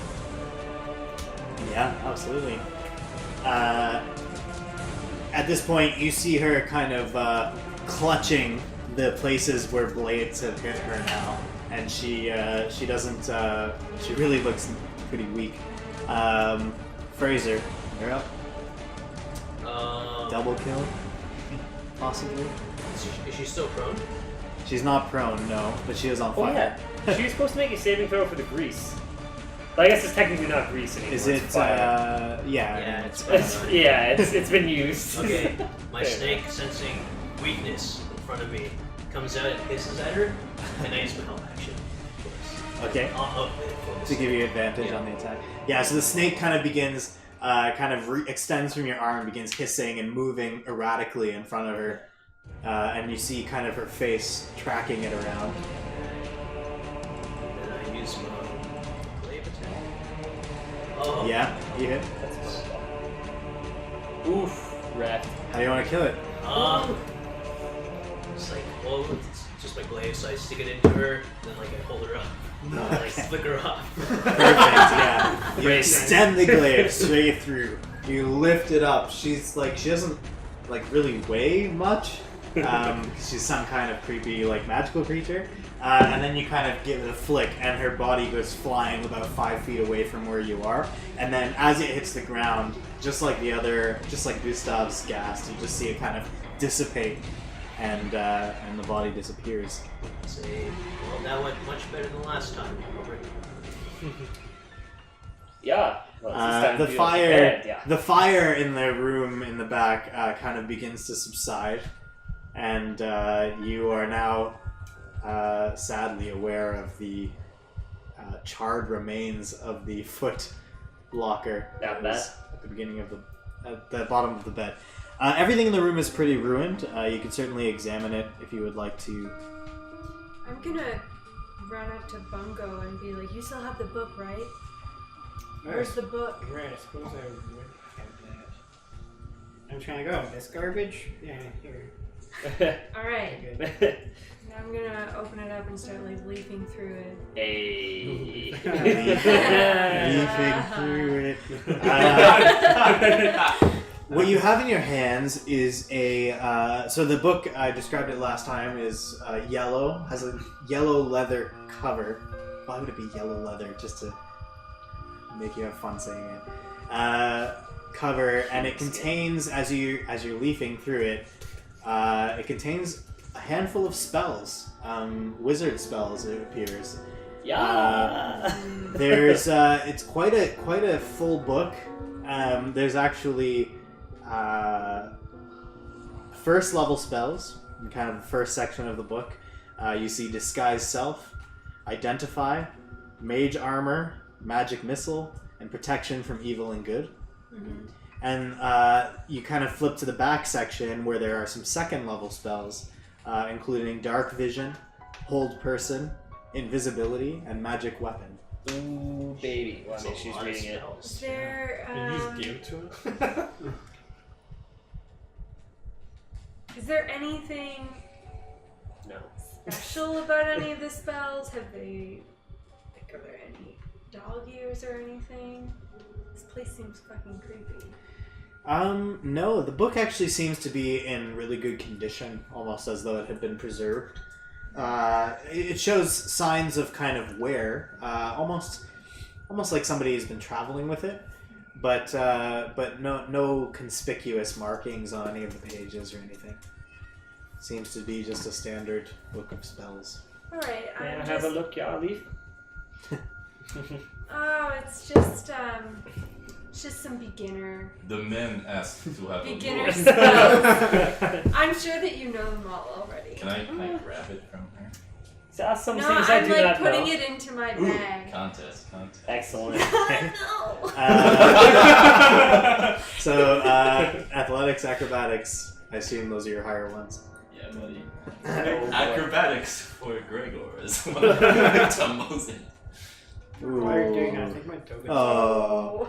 Yeah, you go to shove it into your bag, and Gregor grabs your wrist before you can get it all the way in, and just like bends your arm up and takes the book from you. And then, All right. Suck it, nerd. But not actually hand it off. Alright, well, Thank you, Gregor. as long as you guys are using it for the common good with the... You guys are With good at all making of us. friends. Nah. But- No. Took us a visit spellbook. Next time you will listen without me needing to encourage you. Yes, rat human? I'm just gonna ignore him. Yes. Good. Zach, I think my So- token's gone. I Did think I you're delete under you by somebody. accident? Like, Did you I delete? can't see anything. Everything. Oh yeah, I yeah. definitely deleted you then. Oops. Yeah. It's so dark. Giant bungo. Oh, it didn't make you giant. Or you can play Goop. Too soon. Okay. Yeah. So Albrecht, you examine the spellbook and you see exactly what Leaf saw. Very interesting. If I would say this has did this room look more lived in? I guess there's actually things here. Maybe this is where someone had been more recently. It's interesting. Make an investigation check Sure, as you kind of peer around the room. I can do that. Found the core again. Okay. I knew I should take an investigation. That's not so bad. So you look around the charred remains of this room. You kind of you think back. No, wait, you weren't there. Never mind. I was in. Yeah, I never saw. You never this saw room. what what was in the chest, the footlocker No. room, right? You go over to the footlocker and you open it up. It's easy for you because it's basically just like ripping off burnt wood. Inside you see that most of the stuff has been pretty badly burned. But you do see what they used to be before they were lit on fire. Kind of contained within the chest. You see a piece of cloth that has been completely burned away. But you do see some glass vials, actually, that seem to be in kind of the charred remains of a little wooden box. And you see a chain shirt that obviously survived the fire, no problem. Everything else is kind of destroyed. The vials contain a red liquid and appear to be some manner of potion. Oh, so those are fine? How many of them? There are 4. These are very common potions. You are all familiar with them. They are 4 potions of healing. Yeah. I figured I was going to take a draft, but that works too. Okay, excellent. Is there anything else in the room that survived the fire? Or is it all... I mean, you can see the remains of the bed. Yeah. There's the candlesticks in the corners of the room. They're made of metal. They're perfectly fine. You kind of glance to your right and you see the crate of torches and candles, and they're like still actually kind of smoldering. Like there's still a bit of a flame kind of going on there. But the wardrobe was completely engulfed in flames, and there doesn't appear to be anything around of interest. I'll come back into the room. I'm gonna put the wine. I'll put 1 potion in my pocket. I'll pull out the other 3. But I found these potions. Who wants them? I could really use one. I got hit by one of the ghasts pretty hard. I'll take one of those too. Aren't you a cleric, Fraser? And as I give him one. I would rather heal one of you guys. Yeah. And then I drink the potion. Wow! A judge. Give me one. Yeah. What's the roll on this? 2d4 It's 2d4 plus 2, I believe. Yeah, 2d4. What a dick! 7. Yeah, I'm gonna judge you for that. I've healed you guys before. You haven't healed Albrecht. Put it that way. I've never been hit. Because I'm the one saving everybody. Okay. Well, yes. I'll give 1 to Bungo, and I'll give 1 to Gregor. Because the way I see it, I've seen Bartimaeus use his healing powers before. I figure that I may as well give them some ability to heal as well, as opposed to doubling down for Bartimaeus. I kind of look at it and say, fun fact, these potions, the way that they actually work is magnetics. They attach to your molecules in your body, and they just heal and pull everything together magnetically. Bungos, they are not even magic. Healing potions are magic. Oh. They're potions. Well, They're not medicine. It's Like, alchemy magic, though. they're not medicine. They count as magical objects. What? Yeah. Like if you use That's detect super magic, they would glow. Okay, and I rescind my chirp, believing that it was some kind of like science making these potions. Okay. How did you learn that, Bungo? It's one of my many facts that I know about potions and magic. Who told you about it though? My dad's partner. He was a great inventor. He knew a lot of different scientific facts and technologies. Alternate facts, yeah. Bundles alternate facts. Jesus. Can you guys find me already? Yeah, we're working on it. We had to save everyone first. I have a feeling this probably took longer than Zach, it doesn't minute, yeah, probably a little bit. Yeah, so let's say if you go down the stairs to the lower level and find out where this incessant humming is coming from. Yes, let's do that. Okay, so you guys kind of make your way back to the hallway, where I'm just gonna move you guys. Yeah, save a bit of yeah. speed. You guys kind of make your way back over here, and you. Oops, I grabbed all the X's as well. Any skeletons, you guys? Slade, perfect. you guys, you see kind of as you come around the corner and down the stairs, you see the pit trap that Albrecht had fallen into on the right. So you know that you guys are on the right track.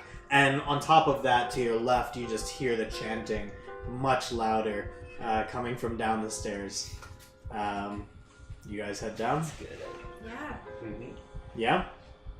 Okay. Who goes first?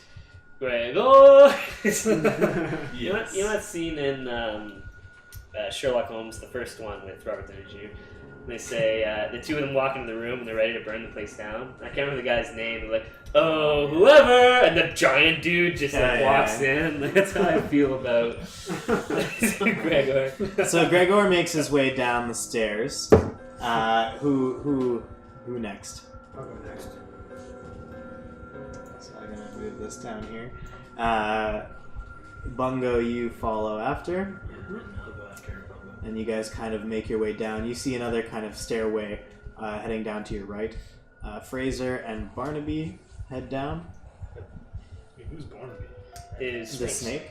Oh, All in next. Bartimaeus and Leaf and Albrecht. Yeah. I like Oh. stretch my hand as to be ladies Oh, first. Like, Sorry.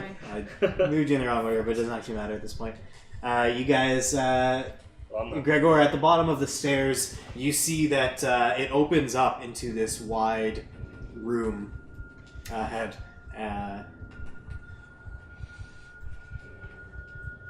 The ghostly chanting that you've been hearing fills this hallway as you've come down the stairs, and you're starting to be able to make out the words that are being said. You kind of hear several voices chanting, "He is the ancient, he is the land. He is the ancient, he is the land." Just over and over and over again. What does it say again? Really? God. Shut. No, I should. Oh, original Sean. Uh, Everyone's favorite Sean. Right. In. Yeah, so you kind of this big open room, you see kind of 13 niches in the walls around you, each one containing some kind of weird object. You kind of see a tunnel to the south, so on the right of the map there, that seems to slope downward, and you also see another tunnel kind of at the same level directly to your right.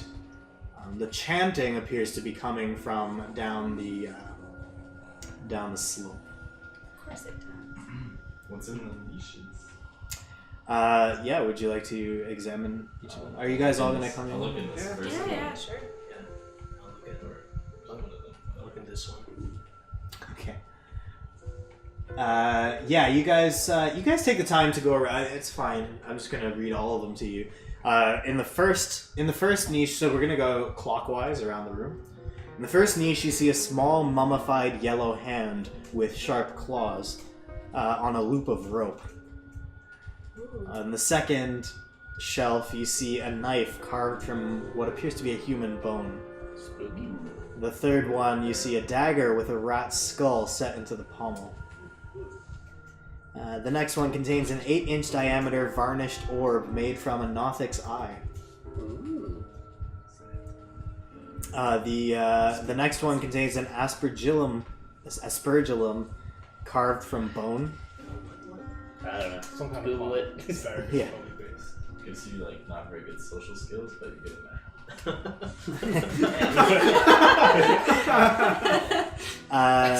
The next one contains a folded cloak that appears to be stitched from skin. Oh, nice. Look Kind at of my ball gray. bag.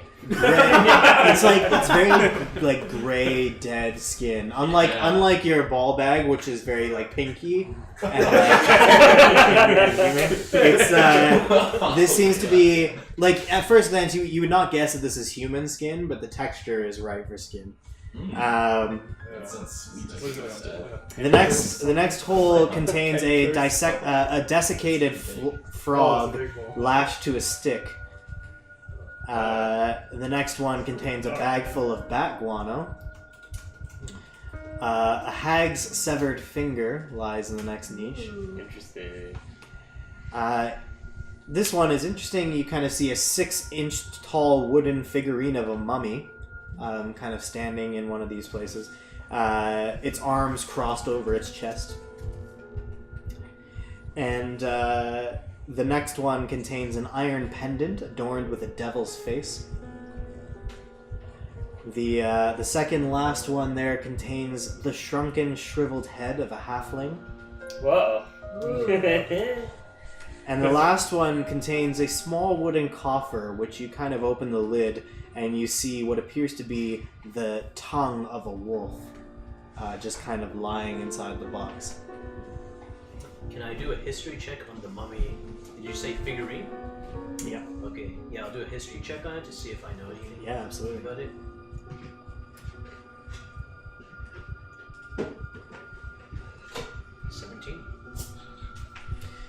Yeah, you can tell that this is, this came from where you come from. You don't recognize the exact figure that it might be depicting, the exact person it might be depicting, but this looks very similar to some of the findings that you have come across in your own expeditions in the past. You presume that it somehow made its way here from where you're from. Do I... Sorry. Yeah, no, go ahead. Do I know what kind of ritual this is? Do I know what they're trying to perform here using these trinkets, or are performing here? Sure, yeah, make an Arcana check.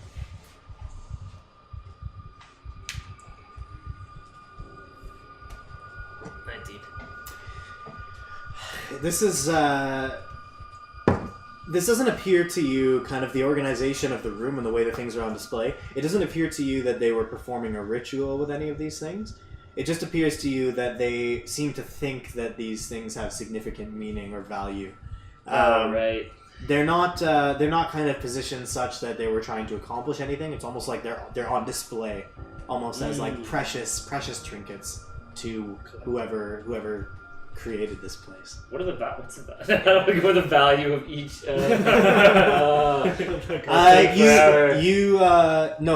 You look around and none of these would be worth.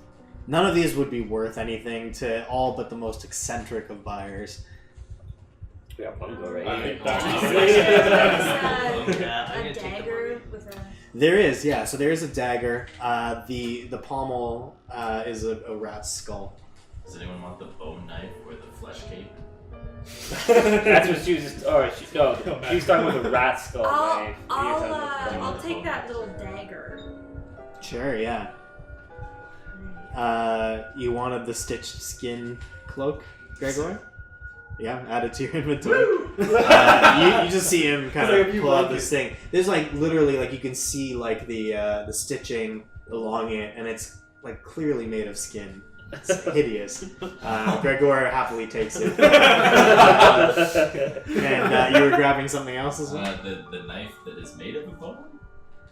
No. So this is not like a weapon knife. It's more like something you use for eating or something. Even better. It's like a standard knife, not a combat knife. Oh, okay. But it's carved from a human bone. You're welcome to take it if you want to just. So it would be like a super small knife for Gregor. The size of his finger, he's like, yeah. So it comes like a thrown weapon. So I want to take a look at the halfling head, see what I know about that halfling. Are you sure you want to go? Sure. It's you. How do we know it's a TNG when Data finds his own head. Yeah. How do we know it's a halfling head if it's shrunken? It's really short. It's like probably. You can tell from like the facial structure and whatnot. Okay. You guys are presumably all familiar with the common races across Faerun, and halflings are quite common, so you can recognize as a halfling. I'm gonna take the mummy figurine. Okay. Collectively, just make note of that. It's my thing. Statue. Okay. You wanted to examine the halfling head. What are you trying to determine? If like what kind of race it might have been, if like where it might come from, any kind of special markings on it. Sure. Yeah. Make an investigation check as you kind of pick it up, turn it over, look at every inch of it. It is eerily reminiscent of your own head. Oh god. It is. But Oh shit. but in its shrunken state, you presume that it's of the same kind of halfling that you are. It kind of gives you shivers staring at it. But as you kind of examine it all over, you don't take note of any features or anything that you could glean more information from. It's shrunken so small that all the details are kind of lost. Alright, I'm just gonna back up from that. Yeah, I will add this to my collection. You take the shrunken head? Yeah, I'll put it in my human flesh sack. Gregor, put that back. Why? He's good. It reminds me of Victor. No, that's not right. That Are you sure, tiny human? yes, that's just not right. The little shrunken head like that doesn't belong in a flesh sack in your back pocket. I guess. I'll put it back. Okay. Cool. Flavor text. Yep. As you guys kind of gaze around the room, there doesn't appear to be anything else of interest. It seems like this entire chamber was just designed for displaying these various relics. Well, this chanting seems to be coming from down here. Yeah, let's go check that Who wants to go first? What about this entrance here, yeah? Yeah. Why do you want to go towards the chanting? So Yeah, so eventually. as you kind of step towards, is Bungo kind of in the front here? As you kind of step down, you see you notice again the chanting. He is the ancient. He is the land. Just over and over and over again. You kind of head down this 20-degree slope and you push. So what you have in front of you there is a rusty iron portcullis. So just like a bars basically kind of doored. You kind of peer through and you see on the other side of it, embedded in the wall, just out of reach, you see a wooden wheel. It looks like a mechanism which might raise and lower these bars. The floor around you, as you kind of get to the bottom of this slope, is submerged in about 2 feet of murky water, which for you is like quite high on your body. So you're kind of like standing in the water, kind of holding the bars and looking around. Ahead of you, you kind of see some kind of. It's hard for you to make out where you are because it's dark, but you see some manner of structure that seems to be in the middle of the water in this room, but you can't see from where you are. Are the bars like wide enough that I might be able to fit into them? No, they're quite close together. You would not be. You could stick your arms through, but you could not stick even your halfling body through these bars.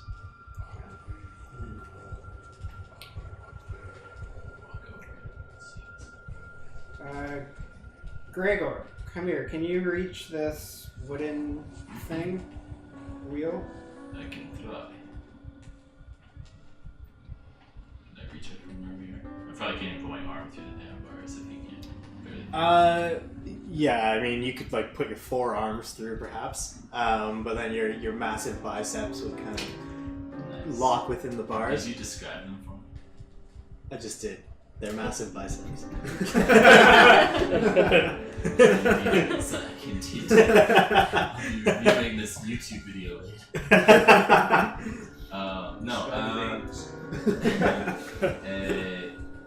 Bongo, maybe you give me a hand, I just break the iron. Yeah, we can always try that. So I'll like go underneath his legs.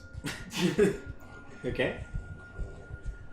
So you two are both gonna try to smash these iron bars down. Or just lift them up. Okay, or yeah, you so you grab around the bars and lift. Okay. Make an athletics check with advantage, whichever one of you wants to. You do it. Oh shit. You both kind of pull with all of your might, but the bars do not budge. You kind of examine, you kind of look as best as you can by torchlight kind of down, and it seems like these are like driven quite deep into the ground. They'd be very, very difficult to move on strength alone. It appears that the mechanism on the other side of the door is the only way to open it. Okay. Maybe we go this way, yeah? Oh, right. Good idea, yes. Yes, the one I had before. Yes, this is why you are smart, man. So you guys head back up the slope and kind of turn left around the corner. As you kind of head down the other hallway, the chanting, you can still hear it clearly, but it's much quieter on this side of the wall. You kind of you head down, and what you see, if you'll just kind of pause there for a moment, Here you go, pal. is you peer down this hallway, and there appears to be several alcoves kind of on the left and on the right. Each one of them has a pair of rusty shackles hanging from the ceiling. As you kind of move further down, you see on the back wall of one of these cells, a human clad in a black and red tunic. Rusty shackles are hanging around his wrists, which are held above his head, and vines seem to have protruded from the wall behind him and are wrapped around both of his eyes and gagging him at the mouth. And his head is pulled back kind of against the wall, and his arms are chained there. He seems to take note. He seems to be able to hear you approach, because as you begin to step closer, he begins to struggle against his bonds and start kind of like grunting underneath his gag, and trying to, and kind of like kicking at the ground beneath him. Albrecht, what do we do here? What is this? Oh, just put him out of his misery.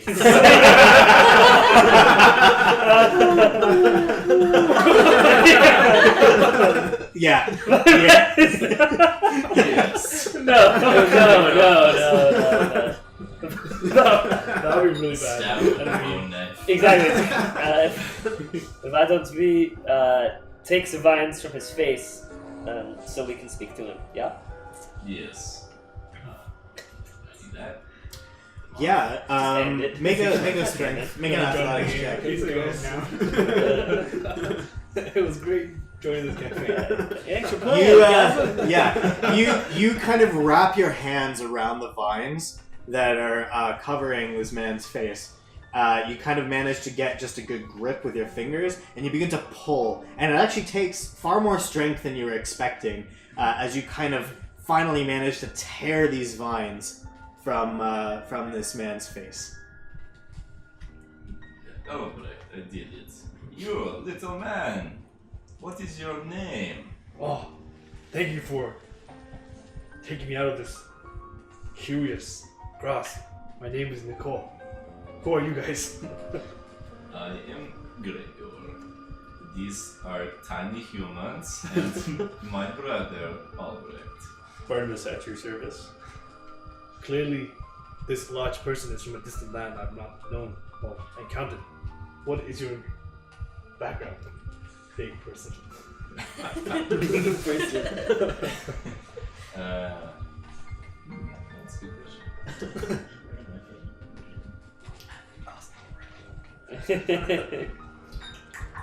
Alright. No, my homeland is so far away and filled with such sadness. It is better just to know that I am from Ryland, where I know my friend Albrecht from. Regardless of your background, I'm thankful for removing these shackles that have pinned me for days. So you're still shackled. So you can see, so he's still chained to the wall, but so you're still chained to the wall, but your face is freed, and you're able to see and talk, and you are very aware that you are. So you have been chained for multiple days now. Yeah. You are parched. You are in desperate need of water, and you have not eaten in days. Should we check his pockets first before we do anything? Good idea. He could be holding weapons. This could be trapped. Wait, I do not carry any weapons except this one short sword, which I rarely use. For I'm a monk, so I therefore dedicate myself to open hand combat. So there's nothing to worry about. So you're saying you're most dangerous when your hands are free? But in that case, take whatever you can search me. Alright, I search him for anything precious. Someone get the rope. We'll tie him and then release him. So you see he's carrying a pack, like a backpack, in which is kind of just regular traveling supplies. Do I have actually? Sorry. No, it's okay. I'm trying to think what I actually. You see he has a couple of darts actually within the pack. Not the smoking kind, the throwing kind. Party. 5 minutes. You do find kind of attached to his back, sheathed, is the short sword which he was referring to. He was kind of unable to reach it, obviously, with his arms shackled above his head. And you find that he has some rope, some torches, nothing that stands out as dangerous. I kind of scoff and go, damn monks and their hermit lifestyle. So, Nico, how did you come to these parts? My name is Nicole, and I was here. I came unexpectedly and was somehow taken against my will, blinded beforehand, and now you guys have found me. I'm like chomping at the bit at the back because I'm trying to listen. So you didn't see at all who took you? No, I'm in desperate search of looking for someone, and I thought I heard their voice, but then I was betrayed and somehow lured into this dark. Who are you looking Was for? green fog? Yes, there was Green fog. There was green fog. In addition, you recognize your surroundings. You came down here of your own free will, but were somehow incapacitated. Yeah, this is true. Did you by chance talk to some kids? No, I saw no one except for the person who I was in pursuit of, but somehow they evaded me. And who is that? My long lost brother. Does your brother have something to do with this place? I don't know. If I did know, I would tell you, because I'm in deep search for them. Is he a monk as well? Yes. Alright, let's let him free. Yeah, we could use a monk. Maybe if we still bind his hands, yeah? We don't know him. He does have rope. Yeah, we just use his rope. Exactly, we'll use his rope. Just for now, just until we know we can trust him. Alright, but I take pity and I give him some of my rations. Food and water. I mean, he hasn't asked. So you. For days. Yeah, I'm very he's been traveling disciplined. for several days. So how are you? So are you feeding him right now while he's hanging there? Yes. Okay, so you kind of bring some food up to his mouth and let him eat it, Yeah. while some others of you kind of liberate him of his rope, I guess. Indeed. And then deliberate him with it. Okay, well first, how are you removing the shackles from his wrists? Well, I'd like to bind his arms while he's still shackled. And then I'll remove the shackles. they're not loose. Like he's shackled like this up against the wall. You wouldn't be able to like bring his arms together because Okay. they're like they're Well, can stuck. I like grapple him and then just use my weight to rip the shackles off the wall? Yeah. Might hurt his wrists. But, you could try. I'll grip the shackle. Okay. casings Yeah. and Sure. then Make just- an athletics check. We'll both- Here, wait. I can pick the locks potentially. Oh, okay. Then I'll just grapple him. Okay. There's no resistance. He's incapacitated. So you wrap your arms. You wrap your arms around this monk. Ain't gonna say shit. And, It's actually And free. I'll go Barnabas, to try you- and pick the locks. You reach up and you attempt to pick the locks on the shackles. Make your thieves' tools check.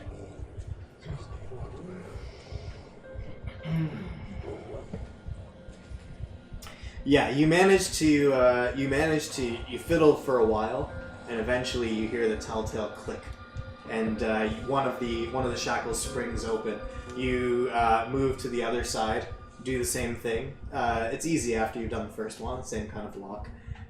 It pops open as well, and the monk's hands are free. However, But he is grappled by Gregor. So you have this big Goliath dude just holding you. Sure. oh, but I will binds gladly- his hands. I will gladly submit, for I have no threat, and if anything, I'm thankful for freeing you. Can So I, I'm just kind of like just chilling. I'm so like, sure, do whatever. Thanks, man. Can I roll insight on that? Sure. Ooh. Everything that he has told you seems to be completely genuine. He has not made any attempt to deceive you. I think we can trust them, guys. What makes you think we can trust you? Okay, for the both, one at each other.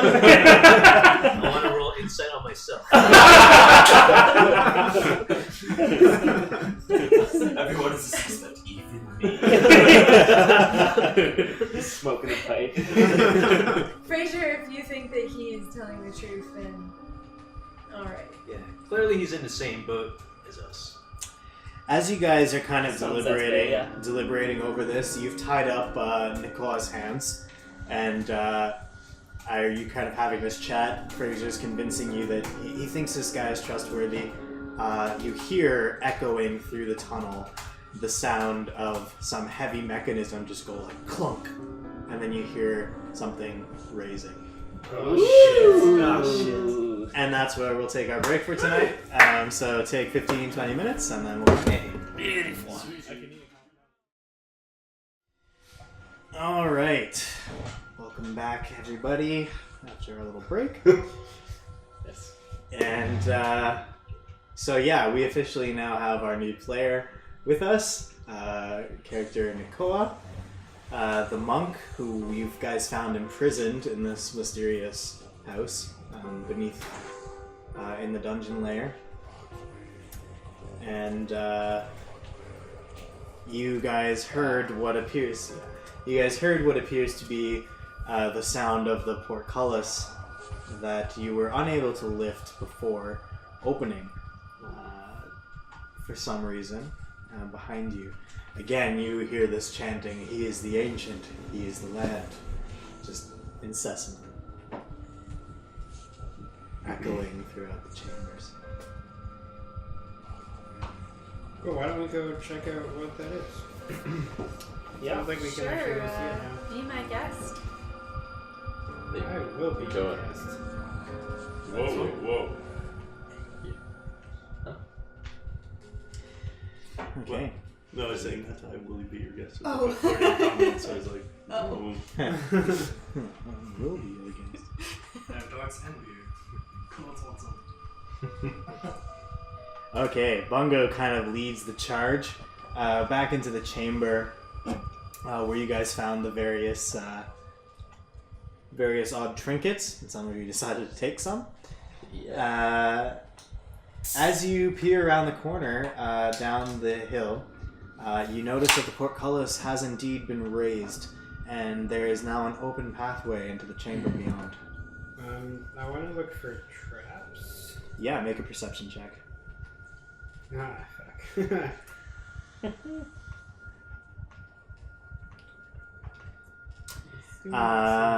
Yeah, it's hard to see. It's both dark and there's water covering the ground beneath. You don't see anything that tips you off to any danger. How deep is the water? Can you tell? It's about 2 feet deep at the bottom of the slope. I also want to look at the ceiling. Is there anything weird up there?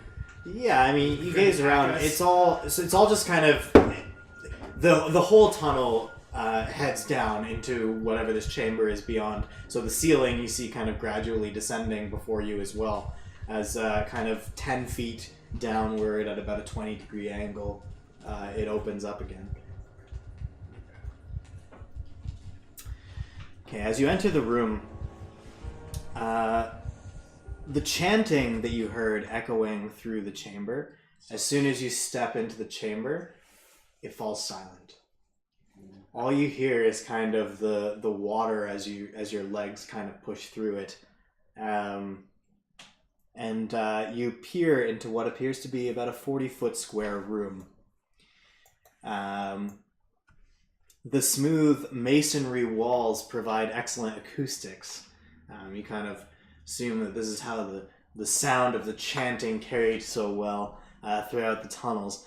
Featureless stone pillars support the ceiling, and a breach in the west wall leads to, you can kind of see in the distance what appears to be a dark cave, kind of further to the west. Murky water covers most of the floor in this chamber. You see stairs kind of leading up to dry stone ledges that hug the walls. And in the middle of the room, more stairs rise to form an octagonal dais that also rises above the water. Rusty chains with shackles dangle from the ceiling directly above a stone altar mounted on the dais.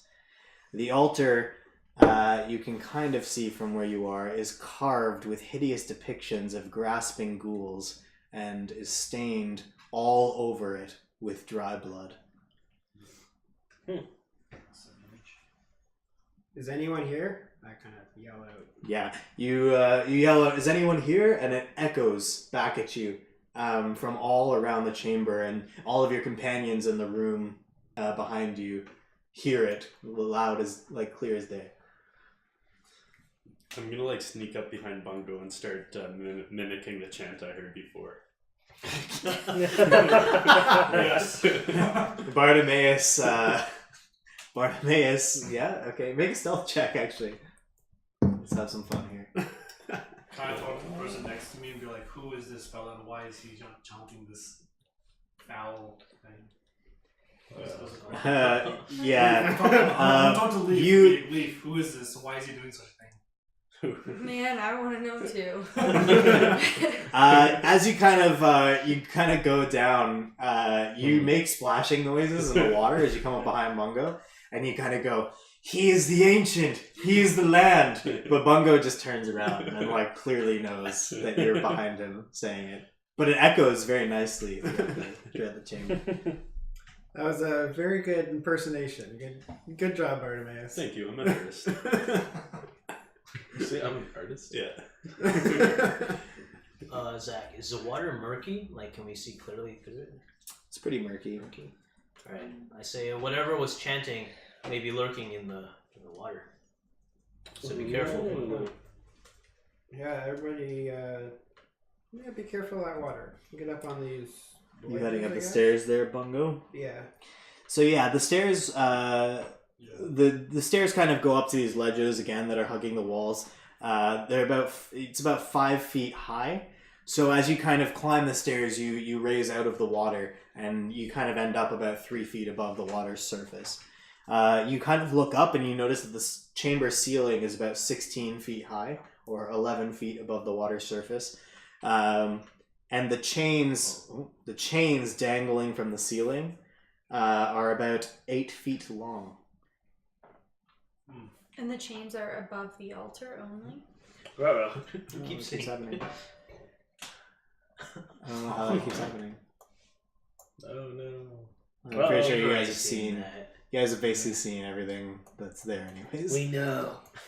There's a Grick. Yeah, oh no. You beat it to death over the course of 8 turns. Uh, Like last time. Yeah, it's eerily silent.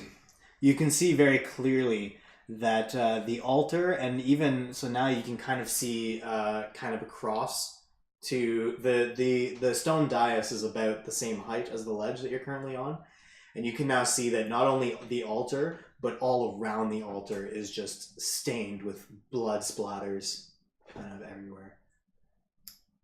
Hey guys, get in here. Can I do a religion check or something? Yeah, sure. How do I do that? Yeah, just click the religion skill in your skill thing. Okay. As you examine the scene. I mean, you're gonna have to enter, I assume, and take a look at the. Oh, I can't just like do it from a distance and look. Well, you can't see anything from where you are. Oh, true. Okay, when I'm closer, maybe. Are you guys gonna follow Bungo in, or?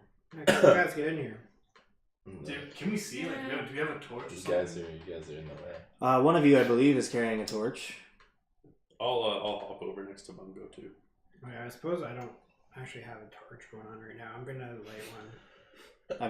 I've been assuming you Fraser. guys have. Yeah, I have a torch. From Oh yes, Fraser lit a torch. That's right. Yeah, Okay. I will now. Also Although have it one. might be up by now. We'll say that Bungo lit the torch before entering the chamber, since he looked around and saw all of this stuff. Presumably, he wouldn't splash around in the dark. So you now have 2 torches going. So Fraser's kind of lighting the rear, and Bungo is lighting the front. Bartimaeus comes in following Bungo around the ledges. What is everybody else doing? I want to send my snake out into the water and just Into the scan water? for enemies. It can swim. Okay. The snake can swim 30 feet movement. Okay, sure. Yeah, so you see Fraser kind of put his arm down to the water, and this snake slithers around it and goes into the water and begins kind of skirting around in different directions. Make a perception check for your snake.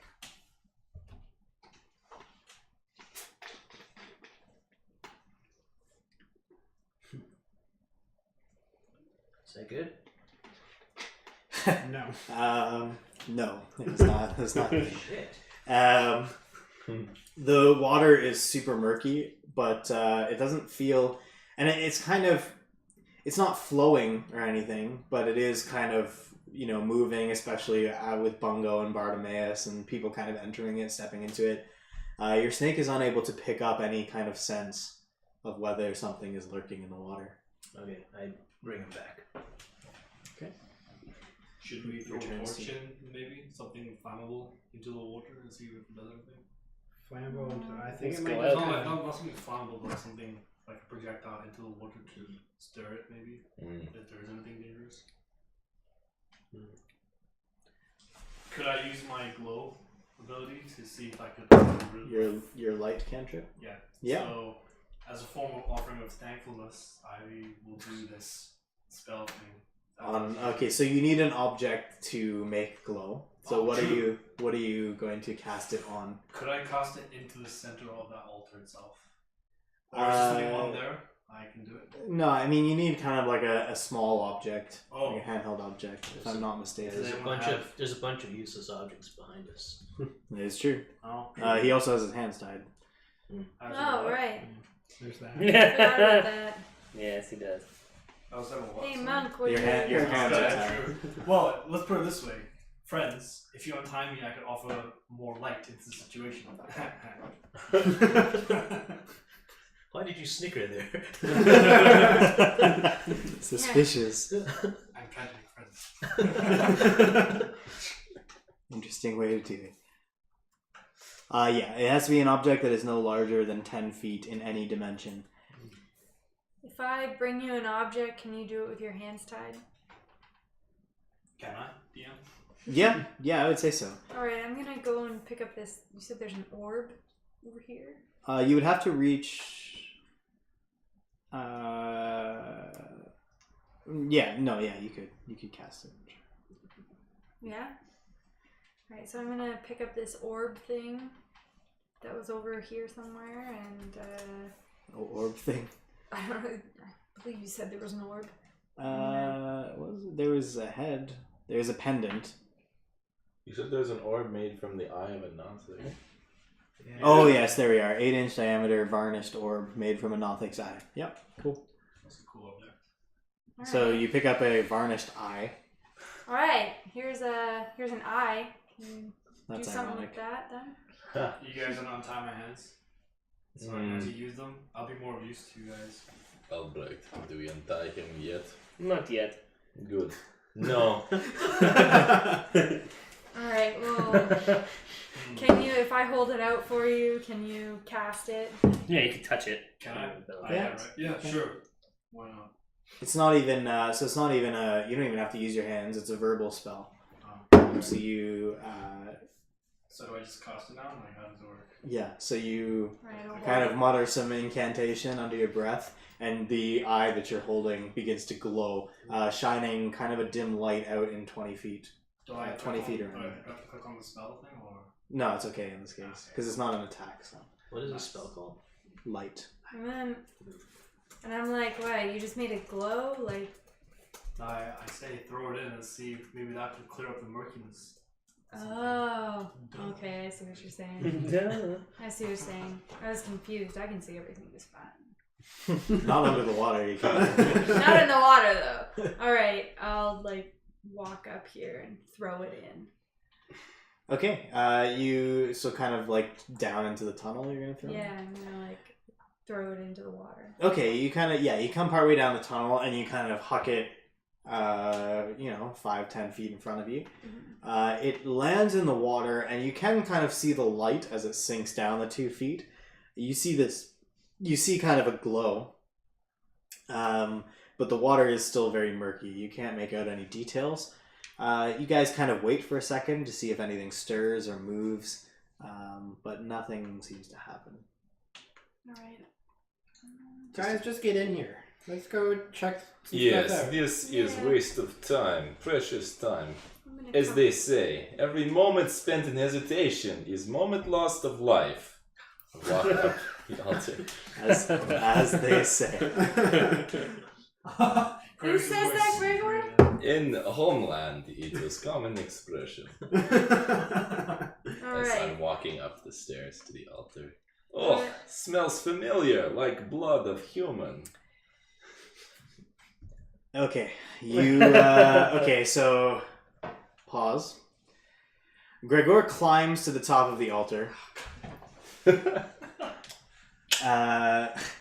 You can, Gregor, you can kind of see by the light of Bungo's torch now that to the west you see kind of a cave almost hollowed out in the side of the thing, and there appears to be just this massive pile of refuse there. It's not even distinguishable. It just looks like garbage, discards. There could be like anything in there. It's very black, very gross looking. Very gross looking.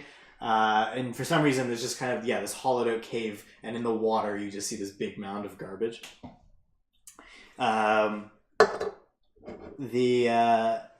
As soon as your foot kind of touches the top of the dais, the chanting rises once more as. Oops. I look over at Bartimaeus, see if he's chanting again. Was he throwing his Not this voice? Whoa! Oh, hell no! Holy. 13. Holy. God damn it, man. The chanting rises once more as 13 dark apparitions appear on the ledges overlooking the room. Each one is wearing a tattered black robe, looking exactly the same as the robes that you guys saw on the ghasts of Gustav and Elizabeth Durst. Each one of them is holding out a torch, but the torch's fire is black and almost seems to draw light from the room into it rather than emanate light itself. Where you'd expect to see faces are just voids. And the chant is no longer "He is the ancient, he is the land." They have changed and are now repeating over and over again, One must die. One must die. One must die. Clearly the one with his hands tied. Well, are you ready for this? Just one, right? I mean, ooh. Yeah, I mean, if you told me to sacrifice someone, I will. Hold him down, yeah. Are these things not attacking us? Are these standing over? They appear to be, even though, like, I mean, Bartimaeus and Fraser, one appeared basically right in front of you, but they're not even looking at you. All of them are staring directly towards the altar in the center of the room and kind of just holding out their torch, and the chanting has just, like, risen from, is just rising and rising. They seem to be getting, like, louder and louder as it echoes through the cavern, but they don't even seem to pay notice to you guys on the ledges. I want to take out my strange book and flip through it and see if I see any ritual that's kind of like this. The book that you found in the secret library, Yeah, right? with the rituals. Yeah. You make an investigation check. I mean, it's a big book. You're trying to I find know, yeah, stuff that really, makes sense. really fast. 6 seconds. How fast can you read? Yeah, exactly. Just like How much light do you have? I'm like that girl from Fifth Sense. Wait, what? fifth sense.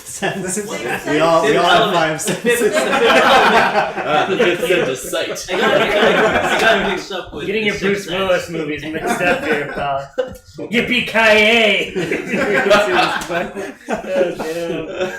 Holy 20. Flips to the exact page. Yeah, you that's exactly it.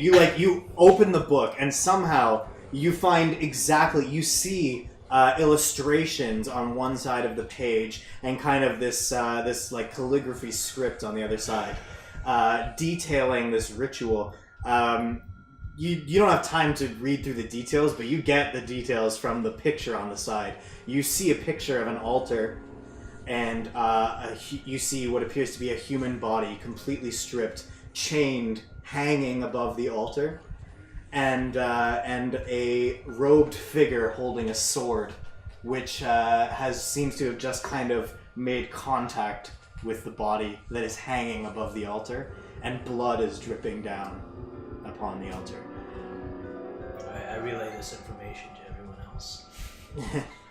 I'm pretty. You're sure kind I of figured it out. you're having to kind of shout it at like I saw this picture or whatever, Yeah. because the chanting of just one must die, just over and over again, is just filling the room. All right. Instead of that, I'll just like stay stunned at my ability to find the information so fast. Sometimes I render myself speechless. Exactly. Leaf, release the monk. We need him. Fraser, we're pretty close to the door. What are you trying to say, Bart? Alright, They said so one. Why do you not trust me, fellow friends? I've offered you light in this dark situation. they're not attacking. You've done nothing. They're ignoring They it. don't appear to be attacking. No, Okay. they're just staring at Gregor now, who's standing on the top of the dais, and chanting. I tell you. Yeah, so Can I I'm do gonna untie him. How do I say your name? Nakoa. I'm gonna untie Nakoa and say to him, listen, now that those two are out of the way, we'll free your hands. Keep the rope. Oh, wow, so kind. Generous tip. So Leaf and Nicole, you guys are up on the other ledge, right? Yeah. Can't see. Okay, there you go. Oh my god, there's another one. Is the 13 of them, yes. Where is Leaf? Oh, there. Wait, what I Here. He's directly across from me. Alright. Oh, okay. She's under that one. There you go. I'll move Oh that aside. my goodness. You guys are together. There's See, I more followed underneath me? I followed you in case There's you were 13 in total. The number I told you is correct. Wow. There's just all around the ledges. Okay. Alright, Can so I the do monk a is untied. legend check or something? Like, would that be useful in this case? Yeah, now that you can actually see, what's in the room by the light of the 2 torches that are lit, you can absolutely make a religion check. And also like investigation of the black flame. Everything. Yeah, if you want to do both, sure. Okay, how do I do that? It would be an Arcana check, I think, for the flame, if you want to figure out what the flame was. Yeah. But the make a religion check first to figure out, what you can tell from the site before you. So do I just click on? Just click on religion and your skills, and it should make a roll for you. 4. You have no idea what's going on here. It's clear that there is some manner. I mean, at this point, with the combination of the chanting and the scene before your eyes, it's clear that some manner of sacrificial ritual took place in this chamber, but you have no idea of the details. You are a stranger to this land. You are very confused. You don't know what's going on. But you are beginning to fear for your life, because you're the newcomer to this little group. It seems this one here was meant for sacrifice. All I know is it will not be me or Albrecht that dies tonight. So amongst you decide who it will be. Or we leave. Yeah, has the portcullis closed? The portcullis has not closed. Yeah. Do we know what's on the other side? Like, at the end of this? Yeah, what is in the corner there? I think that is the key to this. Yes. The refuse pile? Yeah. Yeah. I'll kind of like dig through it a bit. See what I can see. Oh. Hold on. Don't tell me it's the key unless you want me to go look at it. No, I think leaving the middle part is what's bad here. Oh, I see. Well, I'm in a nice little solo. I'm gonna. As you take your foot, you kind of hesitate. You take your foot off of the top of the dais and kind of take a step down. The chanting subsides, and you get this feeling of breathless, like tension, just fills the room. And the ghosts are still there? Are the ghosts still there? They are still there, and they are looking at you as you begin to step down from the dais. Does Gregor feel the tension? I'm gonna say you're still. Yeah, all eyes are on you as you are about to. Are any of these ghosts holding weapons, or They are all just holding torches. To the best of your sight. Wait, could I do that investigation on the black? Yeah, make an Arcana check though. It's obviously something magical in nature. Yeah, so. What's gonna happen here?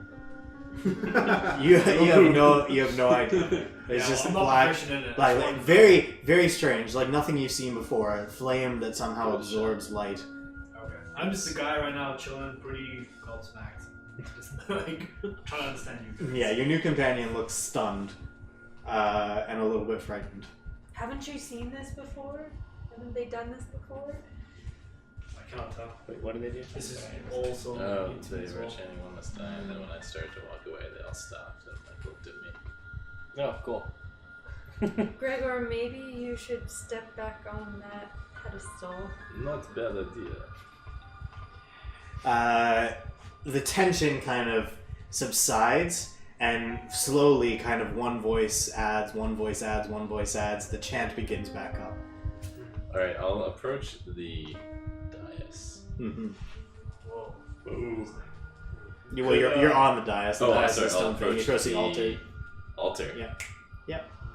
You can now see, as you're standing there, like buckets of blood have at some point been like just spread all over, and it's all erratic. It's just like blood splattered here, blood splattered there, but it's all over the altar, all over the ground.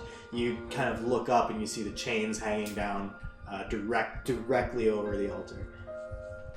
I'm just gonna jump into the water, and onto the stairs here, and just kind of hide behind my shield and look around and make sure nobody is attacking. That might be a good idea. Gregor, you're kind of this little splash behind you, and you see Bungo climbing up the stairs behind you. He kind of lowers himself, puts up his shield, and begins kind of just looking around. You see all of the apparitions looking down, and just chanting. We could make a defensive circle in the middle, since now we've started shit. Might as well be together for instance. let's go check the refuse. Is it only stopped because it was Gregors they were chanting at initially? Why don't you check it out? No. I will. I go towards the refuse. Be careful. Yeah. Cool. You kind of splash your way through the water. Your bottom of your robe, the bottom of your robe is all wet now. It's very uncomfortable. And you just examine it. Yeah. Want to see? Well, yeah. What is this a pile of? And why would it be here? Make an investigation check. Why did that close? Oh no. Where is my character sheet's not loading? There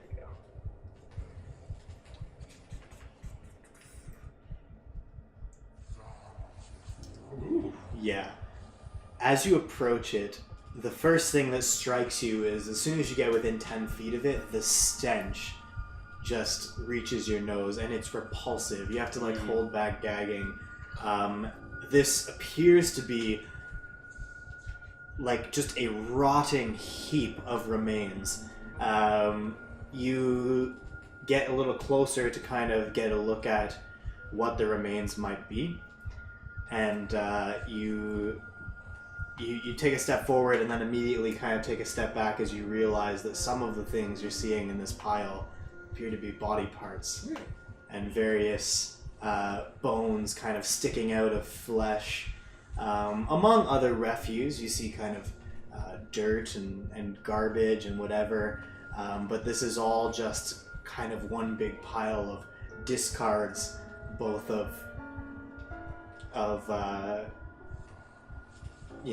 regular trash and the things that were perhaps disposed of within this ritual chamber. You see kind of complete arms just lying in the pile, kind of still rotted but still recognizable. So not as heads, skulls. Yeah, so not as decayed as this house has been abandoned for. It doesn't seem that way.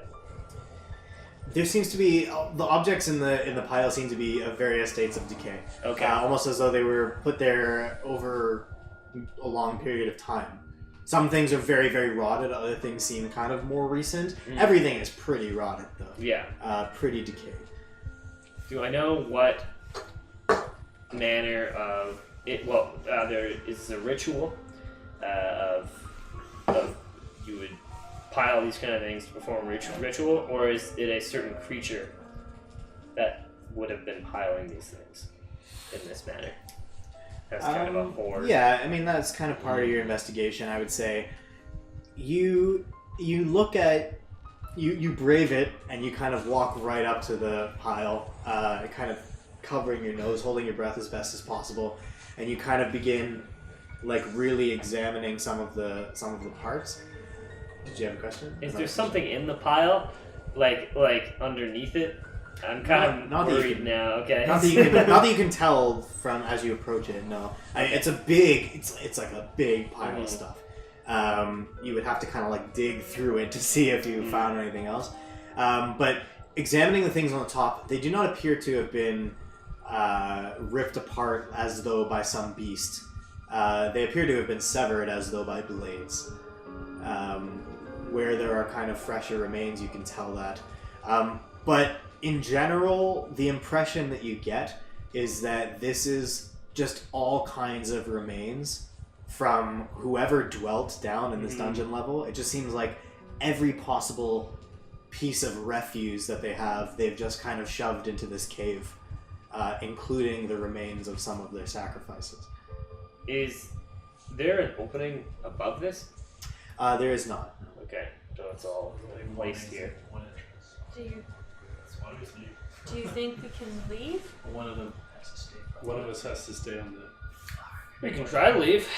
Yeah, I nudge Bart. Hey, you wanna head towards the exit here? Yeah. I jump down from the ledge and start walking towards the exit. I don't think we can. They have no weapons, guys. So Do Got they? a magic torch. Should we look at them? Yeah, they only have torches, right? They only have torches. Yeah, but the other one's bit and clawed us. Yeah, true. That's true. Bombs, could you not like use some friendly talk or something like that? Maybe Well, sure, I'll give it a go. no, charisma off something. Worth a try. You never know. Maybe these guys are just misunderstood. Sure, I'll Misunderstood. I'll walk up to this guy who's staring right at Gregor, and I'll just start trying to chat him up a little bit. He takes absolutely no notice of you. He just continues staring fixedly at the altar in the center of the room, and chanting, "One must die. One must die." Can I go back actually and inspect to see if it's an illusion? You're inspecting what? The ghost guy. Yeah, make an investigation check.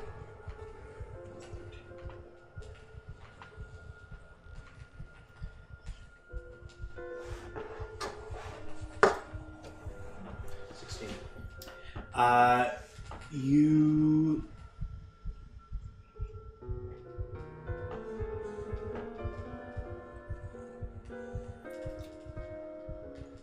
Yeah, you examine these apparitions very carefully, and you determine that they are not physical in nature. You kind of you take a look, you kind of look, and then finally you kind of brave it, and you stick out your hand, and it passes right through the figure before you, and you kind of pull it back, and it again seems to take absolutely no notice, just continues staring and chanting, "One must die." I'm gonna cast Fairy Fire. Is it called Fairy Fire? Yeah, that is a spell. And I'll cast it in so I think anything within 20 feet square that's a creature gets outlined. Mm-hmm. I'll cast it right in the middle of the altar. It's 20 foot by 20 foot. It's not Yeah. 20. It's not a 20-foot radius. So that would only hit your companions. Oh. It wouldn't hit anybody. Oh. Just Never mind then. you could hit one corner of the room. You could get for example, all of these guys. It doesn't show there, but it's show on your screen. You could hit all of these guys, or this corner kind of thing. Never mind. I'll leave that. Okay.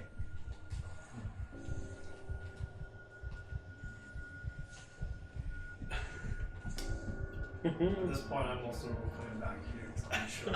Also, because I'm pretty stunned on what's happening. Yeah, you kind of see. So it's kind of like You kind of see Nikola inching his way down the stairs and kind of. I'm gonna block my way because he's a Standing. new guy, and I'm Okay. gonna eye him suspiciously. Okay, Bartimaeus, he sees you kind of inching towards the doorway, and he places himself just kind of cross-armed, standing in the doorway, just kind of gives you he's smiling at you, but he just kind of gives you a look where you think you're going.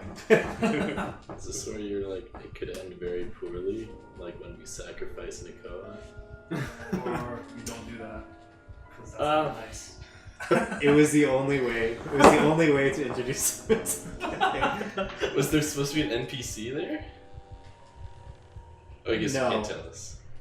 But No. Could we make? I'll once we get through this session, I will Okay, explain. yeah, I'll yes. explain my line of thought. good. Yeah, I guess to know that. I'm gonna start poking through this pile of refuse. Yeah. Why don't we light it on fire? See what happens. I mean, it won't really burn. Well, of course It's sitting in the middle of water, and it all seems very damp and rotted. It would be very difficult to light on fire. Probably wouldn't light, frankly. You can tell that just by It's looking at it. sitting in a big old pool of Yeah, water. yeah. It's And it's you're in a dank cave. so dank. So You're in musty. a dank dungeon. Yeah, You the old can take dank that. waves through Very here. humid. Yeah, there's nothing really flammable in this entire room, other than you guys. True. True that. So fire. Should Yeah, you poke through the pile, Albrecht, but I mean, there's not much that you discover that you haven't already discovered. You kind of you carry a staff, right? Yeah. Yeah, you kind of take your staff and you start kind of pushing things away. to kind of like dig as deep as you can to see if there's anything kind of buried underneath or whatever. But the more you dig and the deeper you go, the more you just find more and more garbage. Okay. Is there anything else on the walls of this small little alcove here? What about hanging? Things hanging, right? Someone was hanging. I checked the ceiling for an opening, so I mean... Yeah, there's nothing hanging, nothing on the walls, except that this cave seems to have been kind of intentionally carved out. And it's kind of like, it's like rockier than the earthen walls that you guys have kind of... Like this whole ritual chamber is kind of built of stone. There's been much more attention paid to it and kind of the room before it. Kind of this whole bottom level is more than just kind of carved out tunnels like the floor above, but is actually kind of very nicely constructed. Other than that, there's nothing of interest. The only thing on the ceiling of any note are the rusty chains hanging from the middle of the ritual chamber. And the ceilings are quite tall. So yeah, it looks like they could change some. Well, yeah. Well, I'd say. Gregor. Albrecht, did you see anything in the pile? 9. 9. We could try hanging these from the chains, Yeah, but... it does not seem likely for success. Why don't we leave and see if they let us leave? Even if we can leave here, the doors are locked. We cannot leave the house. Yes. There's still more of the house to explore. Yeah, well, yes. Could we find key, maybe? How about this? We destroy altar. Then there's nothing to sacrifice on. Yeah. All the blood. I like that plan. Yeah. True. I It's not bad. throw for my weight into the altar. Make a strength. So this is a big altar made of like stone, How heavy is it? very heavy. It is like it's solid stone. What if we all... So it's hold on. I think I gave you kind of the basic dimensions. I'd like to science this. Sure. The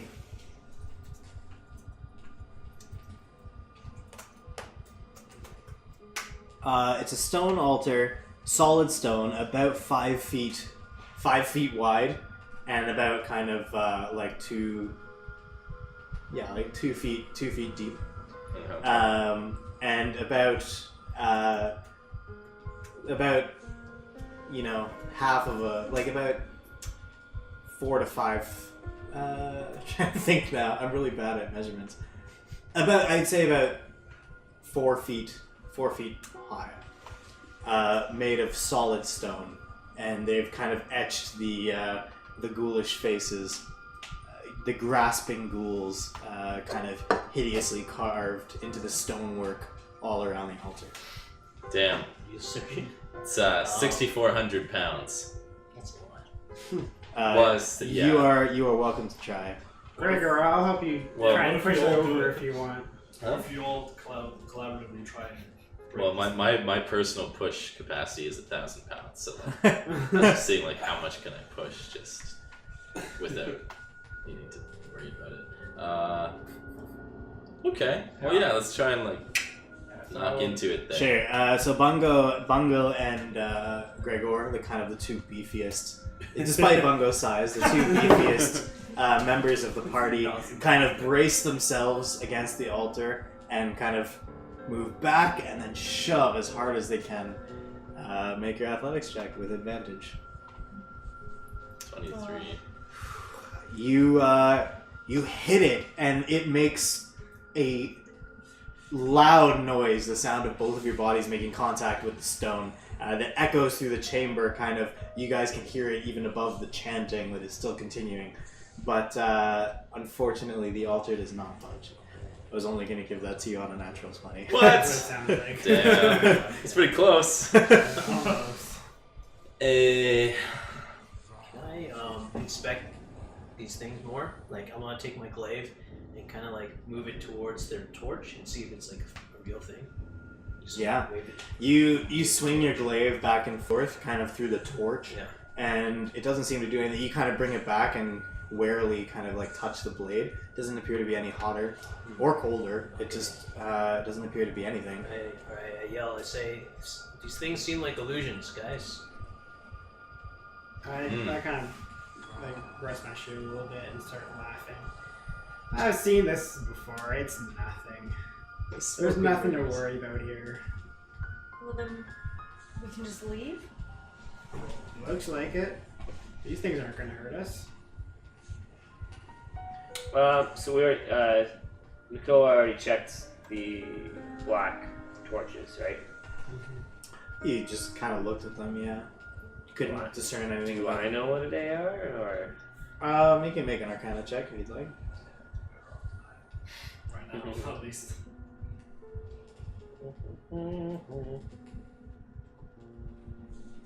Nope. Nope. You, again, you've never seen anything like this before. Light that seems to steal light. It's very odd. What if? So I think that might happen is as soon as Gregor tries to leave the room, then the trap will be unleashed on us. So if he either leaves the room and let Gregor leave last, see what happens, or if we all stay in the room as Gregor leaves the room. Yes. This is all tied to Gregor now. We all stay. Why don't we While all? Gregor leaves. Why don't we all? What? Well, Gregor? as Gregor tries to walk off, Okay, yeah. because Let's let's make say, it vote. If we walk out, good. you also be trapped. like, yeah, if we all walk out and then Gregor steps off, Yeah. there might be those, like, it might just close him in there and he's Yeah. stuck by himself. We don't Yeah. want that. But Exactly, if we let him guys. leave, Then they could all. But then we then have we don't have Gregor. If you can No, open, he just you has can to open the step gates down. from Oh, in he here. just has to step He's in. just step down. So. Let's do some testing. And I move my familiar onto the altar. Such an academic, this guy. I've got high wisdom. I move my snake onto the altar. And why don't you guys try stepping down from the altar and see what happens. Okay, so Gregor steps down first, steps into the water, and nothing seems to happen. Bungo, as you begin to lift your foot off of the top of the dais, again, the chanting stops for a second, and this piercing tension fills the room. Why don't Almost as though all of the apparitions have, are holding their breath, waiting for you to make a decision. Someone's watching us. Yeah. Nicola says to the cleric, why don't you investigate them now while they're silent or they're bored. Okay, I wave my glaive through them right now. Yeah, again, it doesn't seem to make a difference. Bungo, you kind of hesitate, put your foot back down onto the dais, and the chanting begins again. But you sense a hint of impatience now. It's kind of sped up in pace, and there's almost an anger in it as they're just shouting into the middle of the room. One must die. One must die. Alright, last one out. Yeah, let's get out of here. Alright, Alright. Everyone. Albert Gregor. So pause. Uh-huh. After that, we're like, shit. As soon as Bungo, I'm gonna back all of you up a little bit.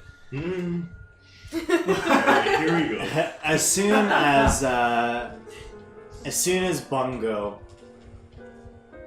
heads down the stone dais and places his feet in the water, the chanting of "One must die" dies down, and you hear, you just see all of the heads of the apparitions turn towards the pile of refuse that Gregor and Albrecht are near. oh no. No, we should have burnt it. I told you. And You looked from there. Very good. they begin a new chant. They begin saying, "Lorgoth, the Decayer, we awaken thee. Oh, good. Lorgoth, the Decayer, we awaken thee. Lorgoth, the Decayer." And as they're repeating this, Albrecht, you're kind of looking at the mound of things, and all the things that you had kind of poked off to the side, begin kind of rolling back into the mound. There's the monster, Gregor. Giant style. Everything in a heap seems to almost compress, and it begins to rise out of the water, and is now towering over you, and even towering over Gregor. What? Impossible. Grapple it.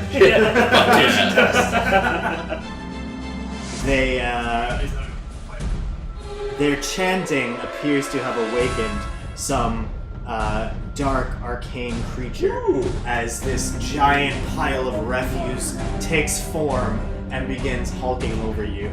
It looks something like this. It's adapted from something else. This just hulking pile of garbage and body parts and everything that foul you could possibly imagine now stares down upon you. And my Wi-Fi is... Yeah, the internet's down. Yes. Can't handle the amount of decay flesh. Just what we needed. Good timing for it. You know, right at the tense moment, that's when you want things to break. Totes. You are now in combat. And Albrecht, you being kind of the closest to the thing, and you see it begin to move. You have the first chance to act. I think we're gonna have to wait before I can actually do anything, though. Okay. Yeah. Is it actually? Where's your router at? Yeah, I won't even. Yeah, it's actually cocked. No. I'm disappointed that my strength has a limit here. A giant cube of marble. Yeah, well, you know. Yeah, that's fair. So if a cubic foot of marble weighs 160 pounds. But it's hewn into Okay, the ground, I'll go like reset part my of the router. ground. Oh, I thought it was just. No, like it's one spinning. solid piece Oh, well, with that the would be dias. impossible. Yeah, that's the point. And that sound you heard was my bones crunching. Yeah. Ooh. This is pretty stressful. I mean, it's collapsing. This is an intense. You came in at an intense Oh, moment. yeah. The first night we just walked around. Oh yeah. Didn't fight anything. There was some mist though. The mist was pretty weird. Okay. Nice. For the most part, we had a good chat. A network change was detected. That should come back up in a minute or two. Yeah, so for the stone altar, I like to sometimes have these opportunities where like you're basically attempting something impossible, but basically in my mind it's like if you roll a critical 20, I'll let a miracle happen. Yeah, basically. that's Because it's like sometimes those moments can be so satisfying, right? Like if you had rolled a critical 20, I would have had like the stone crack or something, and you actually managed to like push it down over the edge. And then nothing meaningful happens in the end anyway. Well, probably just the beast would have come out anyway. No, they would have. They would have. Oh shit! Awoken Lord Goth the Decayer. You don't make Lord Goth the Decayer not to play. Had you destroyed the altar. Received your shoulder, basically. Yeah. I believe. I'm sure if we all refresh really fast, it'll make it go fast. Yes, if everybody refreshes at the same time, that's bound to help my internet perform better. It's like if everybody flushes the toilet in the school at the same time. It's gonna be good. Connected again. Do you know any of your neighbors' pets? I do not. I could tether mine. How much data do you have? 4 gigs. E. I mean, I can't tether everyone. Oh. It's thinking. I seem to have something going on here. Nope. No? Oh, this is just drone.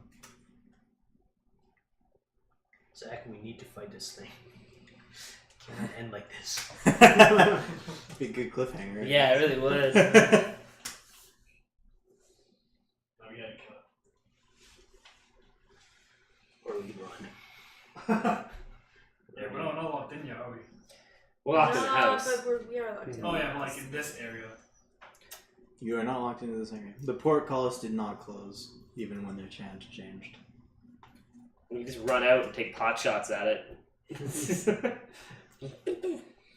Yeah. Can you even fit through that little narrow thing? So technically it's locked up in its own corner. Oh, I can fit through that. You, like, just looking at it, it's obviously, like, it's amorphous, right? Like, it can change its shape. Hey. It's a pile of refuse. We're alive! It's alright. Huzzah. Huzzah. Sort of in. No, wait, is it down? Well, it was it? Did. 3. Hey, You're in. Hey! Yes. There we go. I'm good. Okay. We did it. Everyone try faster. Mash that refresh button. Mash that. I Alright, get to eat again. Oh no, Now here. you're in there. hit those toon skis, let's do it. Okay. Sorry for... I'll have to edit that chunk out on YouTube. Make it seem tense. Yeah, make it seem like that never happened. Oh shit, look at this thing, guys! Tension was never spoiled. Lorgoth the Decayer, you awaken me. So on and so forth. Your character sheets, are they working? Yeah. Shit.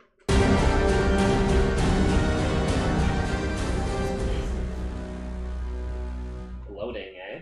There you go. But then this guy is like, brrr. That's your bio. Go to core. Oh, good. It's fucking gay. This fucking guy. Okay. I think we are. Oh my gosh. What? Keep accidentally. Because I can scroll with 2 fingers on the mouse pad, but then if I scroll to the right with 2 fingers, it also has the back shortcut on Chrome. So keep backing out of roll 20. Totes. Right. First world problems. Okay, I don't know. I can't see it. You're probably not in the right area Oh, yeah, now. there you go. oh yeah, let me, here, I'll ping you guys. Fancy I chat. got it. Okay, yeah, so you just, the chanting continues, Lorgoth the Decayer, we awaken thee, as this thing kind of rises over you, and you get the first opportunity to respond. I make an illusory wall between myself and my buddy Lorgoth, and I peel off Okay. to... Yeah, you just see Albrecht raise what appears to be just a stone wall from the very depths of the earth, and he turns and just begins running towards the portcullis. I'm standing on the dais. Like I'm Oh, okay. Oh, you back ran. at Oh, sorry. You ran up to Yeah. the stone dais. Yeah, Does the wall prevent an attack? it. Yeah. it does. Shouldn't you like encase the portal up there? It's illusory. It's not a real wall. I mean, I might need to use this in use sometimes. It now moves. You see it kind of. You see kind of like a tendril of it kind of go around the wall at first, but then it pushes through Gregor and heads for you. Oh, pushes through the wall. Yeah, pushes through the wall. Comma. Wait, go. Yes, yeah, pushes through, Gregor, and Alright, well, those will be in the battle formations. yeah. Well, there's yeah, no, there, now you your don't, turn, you don't pal. get to do anything right now. True. It's turn order right now. He. Why do you think I'm standing up here? Come on, where's my shoe? It's the sound it makes. Sorry, I just need to read this character sheet real quick. As it misses most of the time. Yeah. It reaches out kind of one. You see like 3 or 4 arms in this big like tendril that just comes out and just slams across you. 15 to hit. Fuck. Beats it. Beats it. Class is 15 still. Damn. Dealing 12 points of bludgeoning damage as it comes across you. And I'm not even fucking raged here. God, fucking And then You got a potion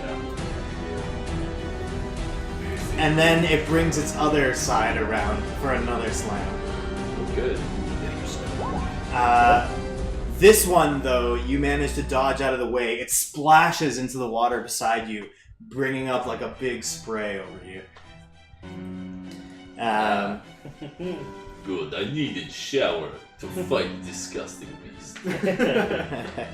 No words of wisdom. Bungo. Fuzzer always said. I'll Before take care of my take battle. shower.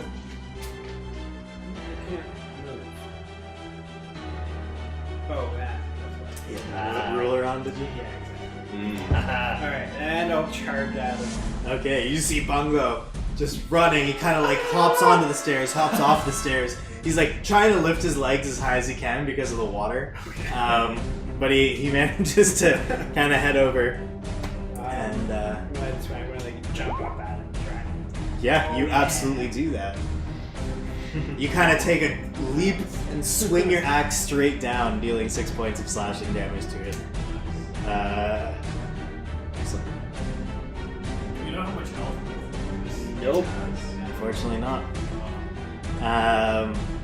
Fraser.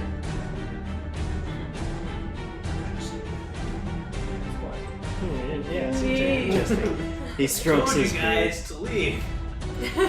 We tried to leave. This is what happens when you leave. How Yeah. far can I? No, well, like they ran towards the other side. Can I run over here? You tried to leave. How far were you? Right outside. You can run. Yeah, I'll say yeah. Okay. Yeah, you can. Can I hit it with my glaive from here? Yes. I'll say yes. Right. As one of its tendrils kind of comes and misses Gregor, you kind of come in and make a slash at it. And can I do a quick like history check to see if I've seen this before? It would make a. Actually, gonna get you to make a nature check. Ooh.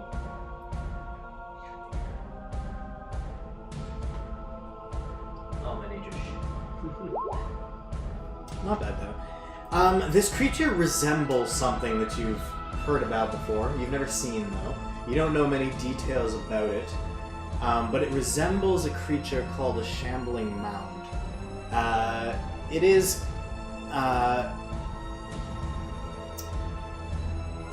It is kind of magical in nature, but it's usually. What's interesting is that shambling mounds are usually made up of like plant life. So you find these kinds of creatures in forests or marshes and things. They're typically kind of these large plant creatures that exist within Faerun. This doesn't seem to be exactly the same thing, but it very much resembles it. It's almost like some kind of arcane, twisted, like fleshy version of a shambling mound. I will cast Moving Blade on it.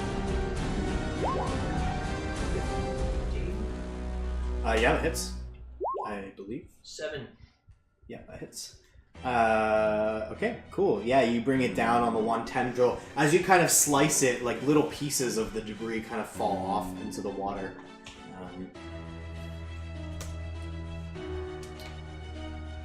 That brings it to Bartimaeus. Okay, I'm gonna come here and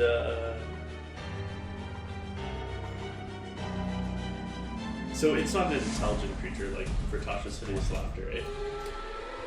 You have no idea, I'm afraid. You do not see a mouth, which might hinder its ability to laugh. Yeah. I'm gonna use Dissonant Whispers. Okay. So he makes a wisdom saving throw, I believe. Okay, what's your spell save DC? Should be on your spell section of the page. Spells 13.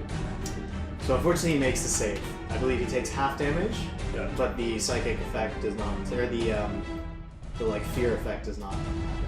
So still roll for damage. Yeah, so you see him kind of as you whisper things into his head, you see him kind of shake back and forth what you would presume to be its head, but it doesn't seem to be fleeing from you. Gregor. Okay. Shit, you only get one bonus action in turn. That's correct. Alright, well, I will. Quaffing a potion is a regular action. It is a bonus action now as part of our house rules for this campaign.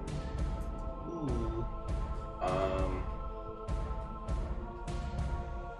Can I take a bonus action as my regular action? Yeah, I would allow that. Alright, then I will enter a rage and quaff my healing potion. Okay. Really angrily. Yeah, you just see Gregor, like, with his teeth, he, like, pops the cork on the vial of the healing potion and just, like, chugs it down. And his, like, muscles are pulsing and, like, you just see his face begin to go red. What's the 2d4. 2d4 plus 2. About average.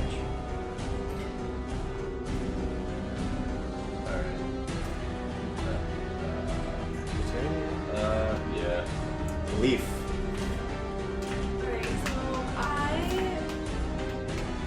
don't like the idea of being close to this thing. So I'm going to. Can I run up to the altar and jump up onto the chains? And then I want to shoot it with my bow. What do you mean by onto the chains? Like I want to climb the chains that are hanging from the altar and shoot it from there. Wow. Jeez. Okay. Yeah, I'm gonna say make an acrobatics check.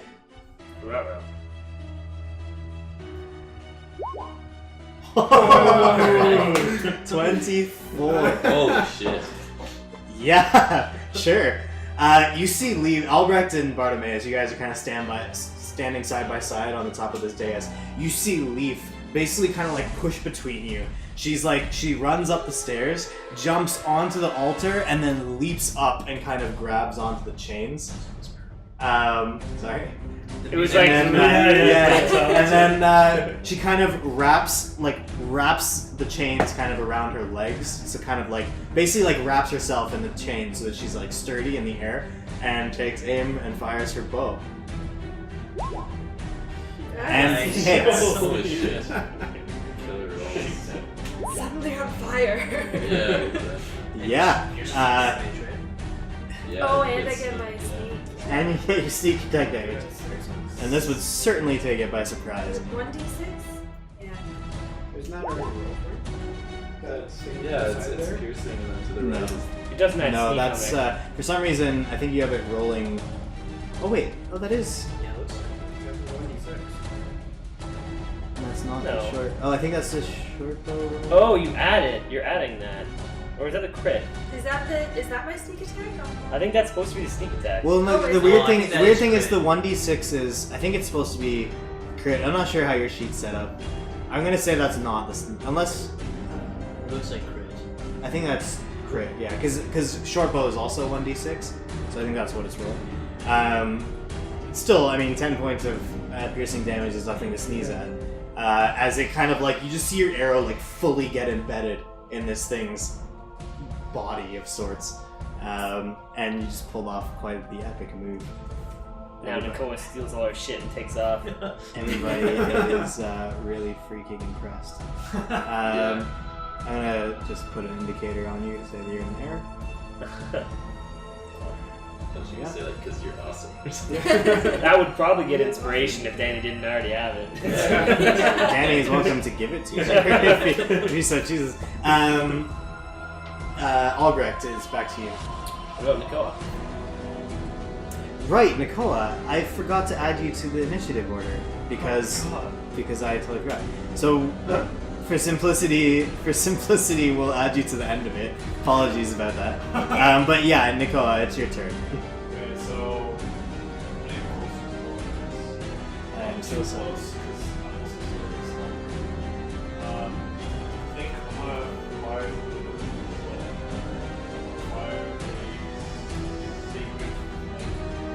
Noise. Yeah, so you point towards from where are you right now? Okay, yeah, you kind of moved into the middle. You point towards this thing that is hulking over Gregor in front of you, and you call down kind of this. It looks like flames just materialize above it and begin to descend down upon it. What's your spell save DC? 13. Yeah, the flames kind of begin to engulf this thing, and you see kind of like parts of it like singeing, and it takes some radiant damage from that. Burn, baby, burn. Disco. Now it will be Albrecht's turn, Yeah. and I apologize again. Yeah, so, I'm extra firebolt at him. That's his burns, bitch boys. That's fine. Yeah, you fire the firebolt, and it swings one of its big tendrils, and actually just kind of like puts it out, like in midair, just kind of like. It doesn't manage to do anything. Wait, did my friend do any damage? Yeah. Okay. Yes, It's it rolled did. on there, yeah, but that's that. That's really good. Okay, the shambling It's a mound 1d8 for looks you. down at this little creature that has run. Oh, Jesus, doing this again. That has run towards it, and it reaches down with one gigantic hulking arm. Yay! Titanfall. It said ready to play. Oh, nice. Fitting. 17 to hit. Giant ones. Yep. No? Yep. Okay. Yeah, you bring up your shield, and the arm just slams against the shield but bounces off. It brings around its other arm for 19 to hit. Yeah, that'll do it. Kind of just relentlessly beating on your shield until one finally kind of you feel the bludgeoning force of it, dealing 12 points of bludgeoning damage to you. Hello. At least you dodged the first one. And that ends its turn. Bungo, it's now your turn. You can retaliate if you wish. Alright, so I'm gonna hulk out a little bit, flex my muscle, and my second wound. Okay. So you, after this relentless assault from the mound, you kind of brace yourself and kind of really sturdy yourself, and you feel some of your life force coming back. A little bit of it. Yeah. Tiny little bit. Does anybody need to go? Because it is past 10, but I'm fine with continuing if you want. Nope. Okay. This competitive season of Overwatch just started, Zach. I really want to play tonight, so... We can stop. No. Somebody needs to. Okay. I'm gonna swing with a battle axe. Yeah, unfortunately, you're still kind of getting your bearings after that beating that it just gave you. You don't manage to make contact with it. Fraser. I'm seeing my allies in need, in trouble, You are indeed. and I will cast Bless. On Cool. Which three creatures? So the three creatures. Okay. I will cast it on Gregor. Woo. Bungo. Yeah. And myself. Smart. Because we're Guys the are ones. closest. Yeah. You have to say most makes sense. In crushing range. So you get an extra D4 on your attack rolls and saving throws. Yes. Who's Snake? Why don't we still chill on the back? Oh, whoops. He should be with me. Okay. He's always with me. Barnaby is with you. And that ends my turn. Okay. Or actually, yeah, that ends my turn. Okay. Gregor.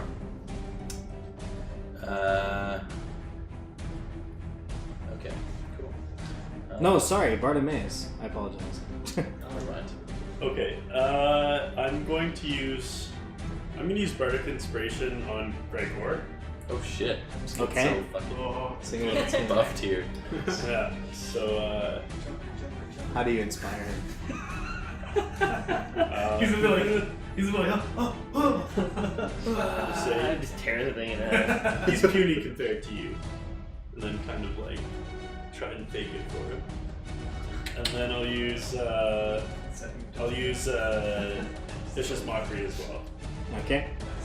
Yeah, you throw a little inspiration Gregor's way. You're feeling very empowered. What does that do to me? You get an extra d6, which you can use on an attack roll or saving throw at your So roll. you get D6 and D4. Just the d6 is just once though. Oh, okay. Like you can spend that inspiration to increase a roll basically, and you can roll it after you've seen the result of your. Ah, cool. And then you're going to use vicious mockery, so it makes a wisdom saving throw.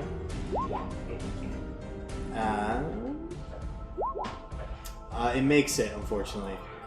So it takes 1 damage instead of 2, and is not given disadvantage. Is that a cantrip? Yeah. How are you mocking him? No, none of them. I think it was the same as. Yeah. It was the same thing. He was mocking him and making Gregor seem bigger than him. Yeah, that worked both ways. Now it is Gregor's turn, and you are newly inspired. Okay, so. Okay, this isn't optimal gameplay, but feeling inspired. Yes! Yes! It is puny, I am huge! I grapple it. And because you are a Goliath, you are able to grapple one size larger than me. So you attempt to grab this thing. Make an athletics check. Alright, do I have advantage? It's gonna be. You're Advantage on raging, strength? right? Yeah. Yep. You do have advantage. Sweet. Oh man.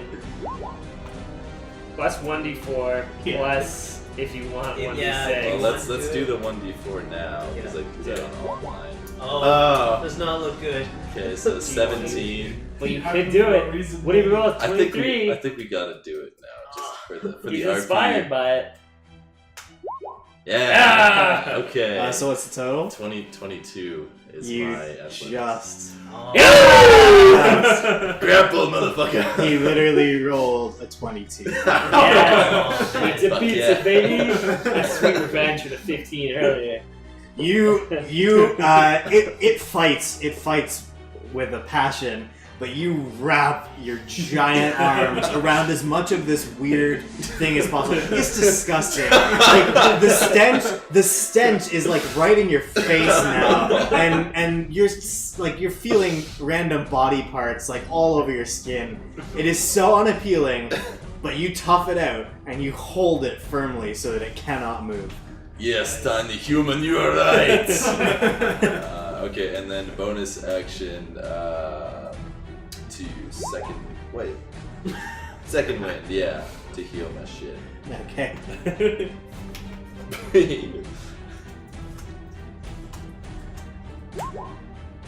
Damn it. Oh, that's Wow. So healed. Alright, good enough. Leaf, you are now poised above the battlefield, kind of hanging from these chains with your short bow at the ready. Alright, let's short bow again. Okay. I think you get disadvantage, right? Oh, No. What? It's not prone. Oh, It's not prone. It's just grapple. It can't move. That's the only thing. So, my friend. Oh, Albrecht 2 is critical safe. ones though. That's unfortunate. Unfortunate. As you kind of ready your shot, you feel kind of one of the chains was not like well wrapped, and you slip a little bit, and it kind of causes the arrow to just fly off into the wall, and it doesn't hit anything. But you manage to kind of steady yourself and not fall. Cool. oh boy. Do you wish to get down, or are you staying? Oh no, I'll stay up. Okay, Nicola. Alright, so, inspired by this new troop, Nikola runs fiery into battle as well. Woo. Getting up and close. Okay. Now wants to use so first of all he wants to use one of his key points, Mm-hmm. which is like his lore, to give him an additional attack. Okay. But before that he's gonna use his short sword first. Okay, so you see Nicola pulls that short sword that you'd seen sheathed on his back out and takes a swing. Unfortunately, it just kind of pushes the short sword aside. You don't manage to get a good gash on it, Okay. but then you make an unarmed strike. Yep. He We're gets using two. one of my keys. How do I use the key? No, just Unarmed just strike. pick unarmed strike and then Oh. decrease the number. What do you like to use? Like in your key Yeah. thing, you'll have there's like a Oh, yeah, bring the just number like down. lower Just to the keep track Yeah. of how many key points you spent? Yeah. So I said 1 key point to make. Actually, I can make 2 unarmed attacks. Yep. Yep. Yeah. So 1. yeah. So he shoves the sword out of the way, but that leaves him open. You just punch this pile of refuge. Gross. Of refuse rather. Roll for damage. So you can just click unarmed strike in the roll thing, and it will roll the damage for you. Oh wait, where? Kind of in the actual roll window. Too. Oh wait, go back. Why go back in here? You Is just that type in You everyone can else? Oh, it's here, yeah, it's right there. yeah. Oh wait, click here. Go here. Yeah. Oh. In there. Yeah. Yeah, you punch this thing. Oh, wow. Kind of right That's where its nice. gut would be if it was it had a normal body, and you kind of you give it a good solid punch. Nice. I can do it again, right? Yep. Oh, Yeah, nice. you hit Holy again. Shit.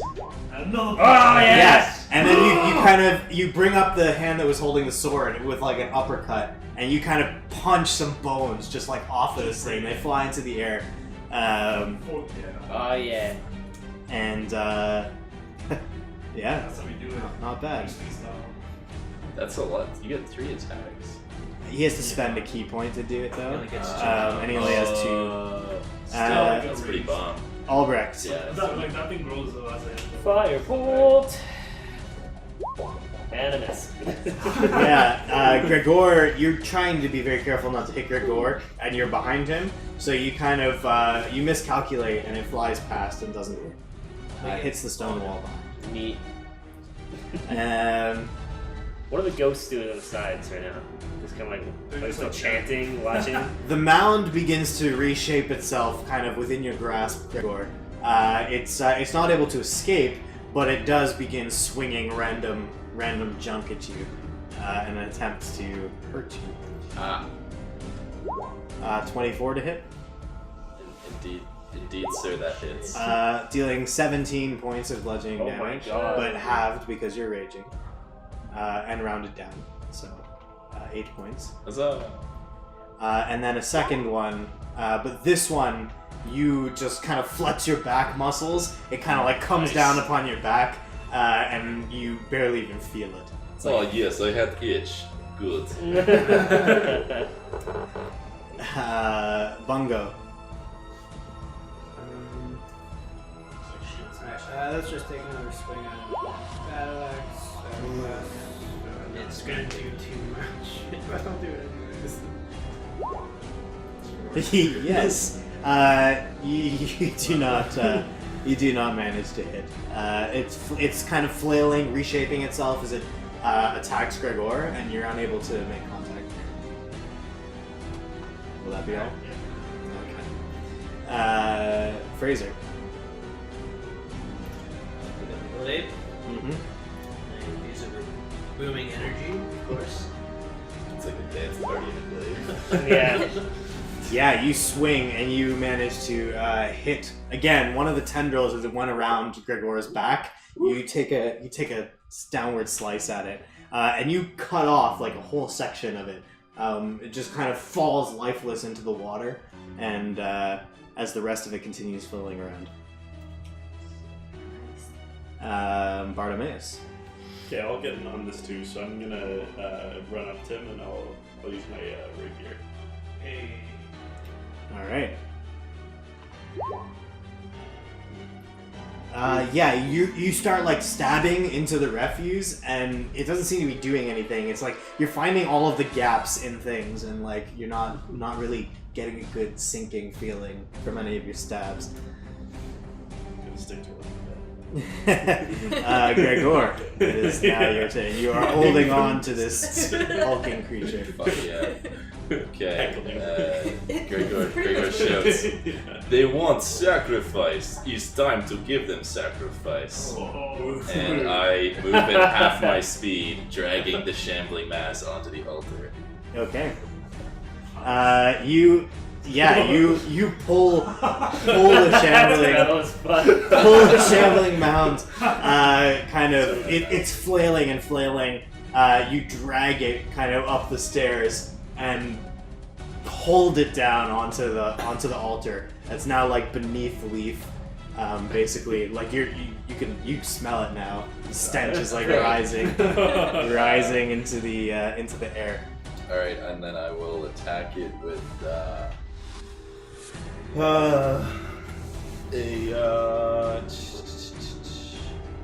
longsword is 28. Yeah, let's see. Okay. Yeah, longsword. And then plus Lorgath the Decayer. There we go. I will. I'll paste it into the You still chat. get perfect. Yeah. Sorry, 1 second. Didn't work though. There is so much. No. So many notes here.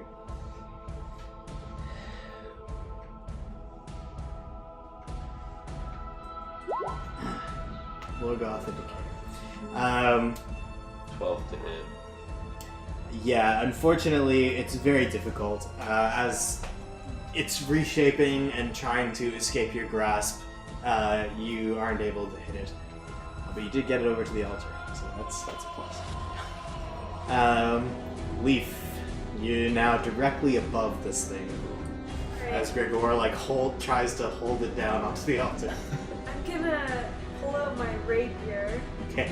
and Oh, I'm gonna Yeah, just like nose. I'm gonna nosedive with my rapier down and then somersault out on the other side. Into the water or over on the dais on the other side. Like on the dais. Okay, cool. Make an acrobatics check. Oh my gosh, you are just I nailing these. have a lot of advantage for acrobatics. Yes, apparently so. You kind of you see Leaf above this thing. She kind of makes a face from the stench, and then begins kind of spinning, and you see the chains begin to unwind, and all of a sudden she just falls straight down with her rapier. Make your rapier attack. Yeah, and you manage to give it. You kind of solidly pierce it through. Roll for damage. nice. Plus your d6 for sneak attack damage. Oh yeah.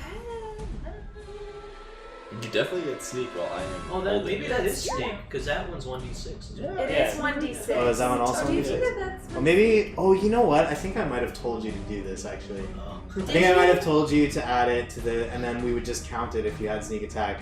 If you didn't. So in this case, I'll take the higher number because that would Oh, be bad. thanks. So 8 points of piercing damage Oh as yeah. you It definitely added it into the weapon. as you pierce it, and then you kind of pull out your rapier and kind of tumble and land on this side of it over here. No longer in the air, so there's that. And jolly good show. Nicola. Alright, so I'm also pretty enraged still. I'm falling back in, but this time I'm gonna do another unarmed strike, I think. Actually, no, the sword has piercing abilities. So I'm gonna just go at it with a little lash. Okay. Yeah, this time, as it struggles to free itself from your Gregor's hold, you manage to get a good slice.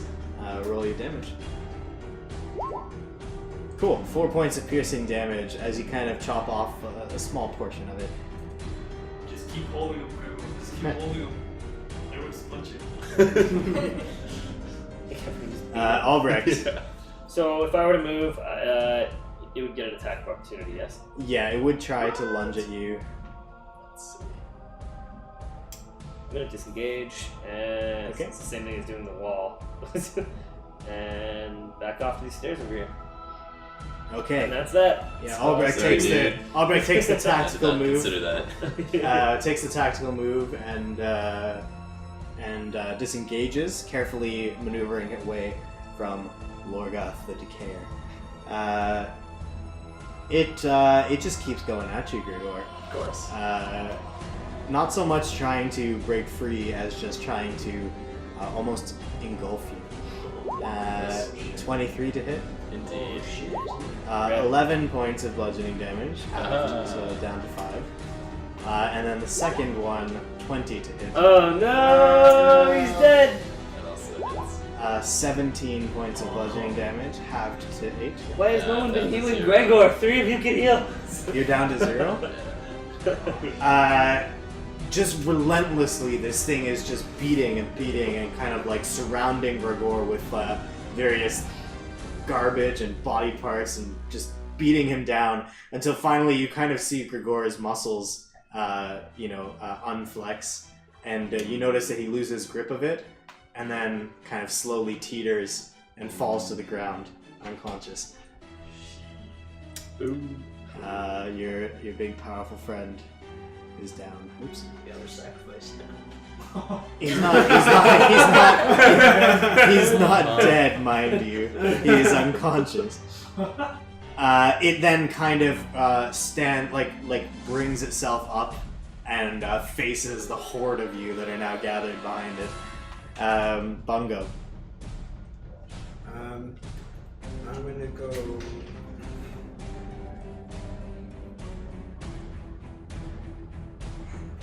On the other side of it, gonna run around him. Yeah. I'll take a swing at him. Go for it. Gregor, we'll get your revenge. Yeah, you managed to hit as you kind of dash around this thing, get behind it. Bring your axe up for 8 points of slashing damage. Anything else? Nope. Fraser. If I were to do Thunder Wave on it, would it hit Bungo? What's the distance on it? It's 15 feet. Or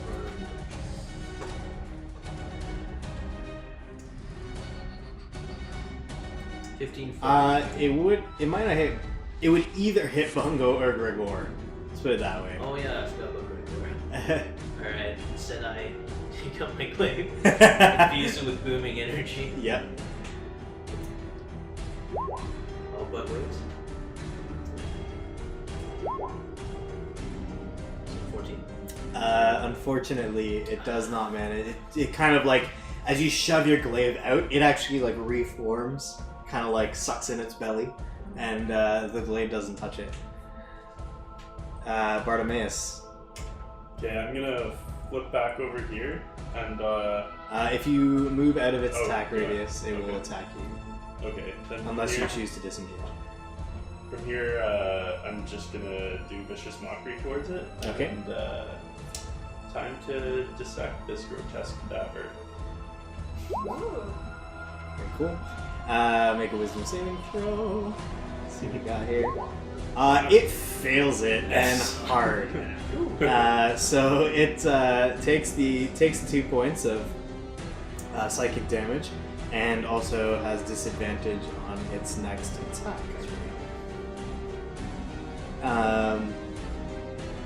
Gregor is out, so make a death saving throw. What's that? Oh, there it is. Death save thing. There's death? It's just... Be not. Oh, that one. Oh, just made it. Nice. So that's one success. You can mark that down on your sheet. Alright. Leaf. I'll go with my rapier again. Yeah, absolutely. Yeah, unfortunately, it seems to be moving with a renewed energy now that it is free from Gregor's grasp. And you are unable to make contact with it this time. Nicola.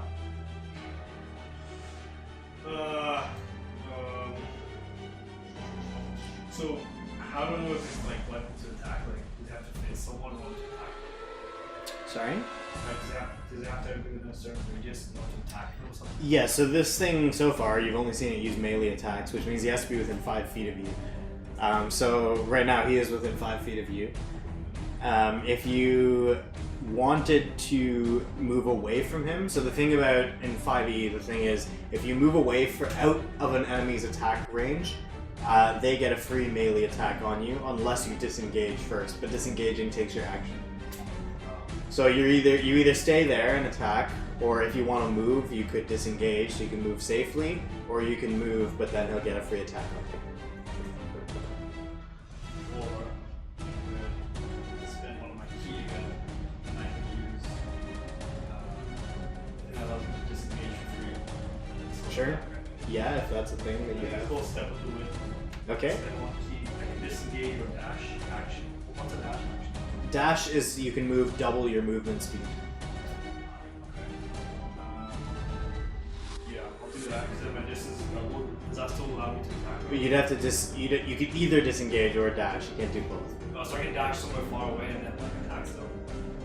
Yeah, if it's a bonus, if you're using it as a bonus action, but then he'll get an attack of opportunity because you're not disengaging. Ah. So it's like you have to choose basically. You can either use your key point to disengage so that you can move without him attacking you, Yeah. or you can, if you really want to move far, you can use it to dash, but then he's going to get to attack you. Or you keep stabbing him. Or you just keep hitting. Yeah. I think I'm gonna, because you guys saved me, I'm still in the fight, so I'm gonna go for another unarmed strike, I think.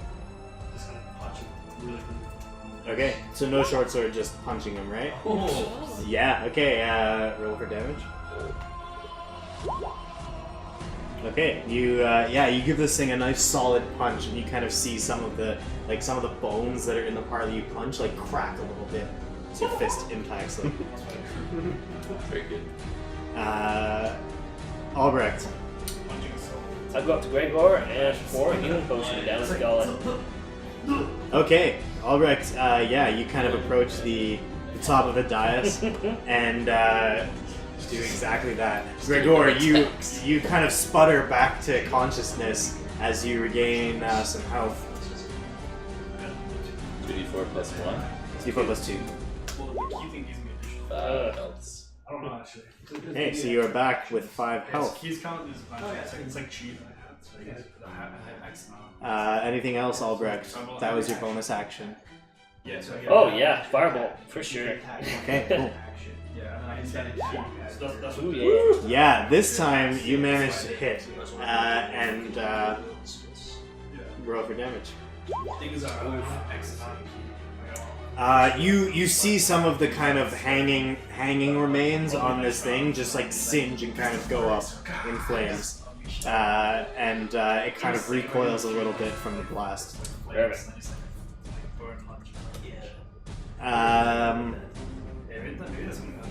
It I'm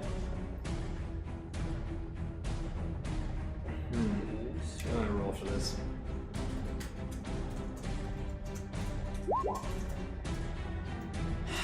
Okay.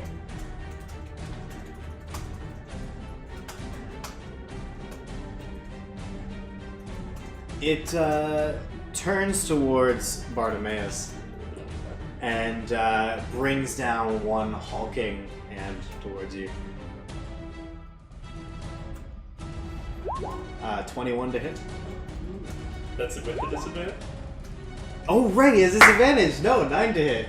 Yes! Excellent. I totally forgot. Thank you for reminding me about that. It's hard to see the red dot on it.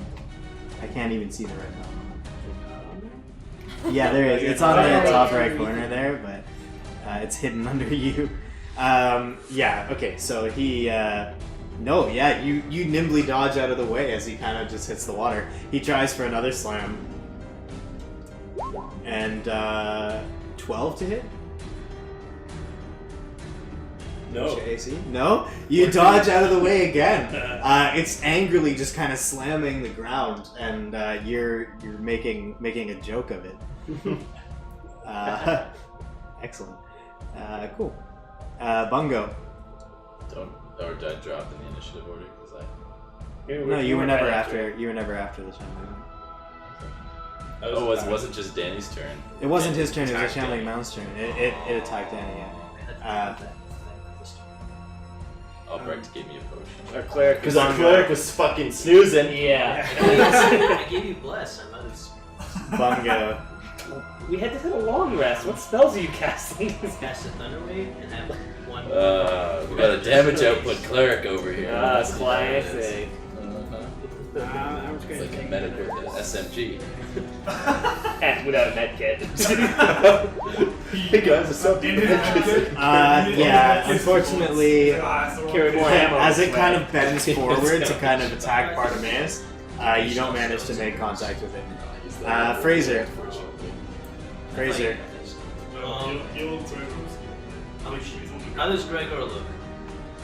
How does Greg? He's looking pretty poor. He has 5 hit points. yeah, he's not looking so great. He's conscious again. He's lying on the ground. What? Um, Not standing even? Shit. no, you'd have to take half your movement to stand back That's up. fair. I move over here. Okay. Say, Gregor, done a good job. Guess I should probably heal you. I cast Cure Wounds on you. Okay. Pat you on the back. Alright. 10. Not bad. A little better. Okay. Bartimaeus, it's now your turn again. So I'm gonna continue mocking him. Yeah, it just seems to 'cause be he working well dismissed for me. you so far. Yeah. Okay. He fails the wisdom saving throw. So he takes the full 3 psychic damage and once again has disadvantage on his next attack. Gregor, now it is your turn.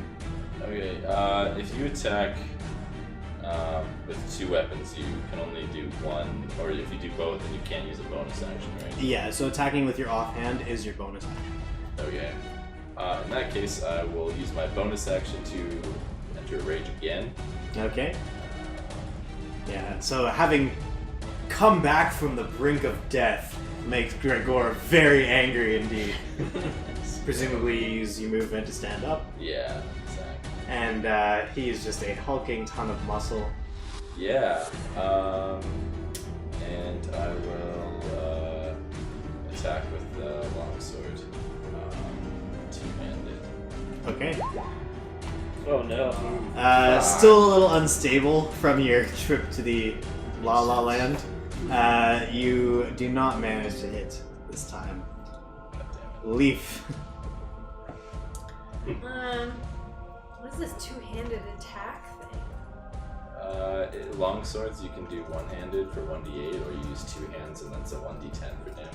Interesting. Okay. I'm just gonna use my rapier right here again. To no avail. Yeah, unfortunately, you do not manage to find a good spot to jab your rapier in as it's kind of shifting all around you. Nikoa. Oh, it's too close to me. If I disengage, I just lose my turn, right? Or it's just like chill out the back. That takes your action, so you still get a bonus action if you have any that you want to take. I don't know if I have bonus action. Don't think you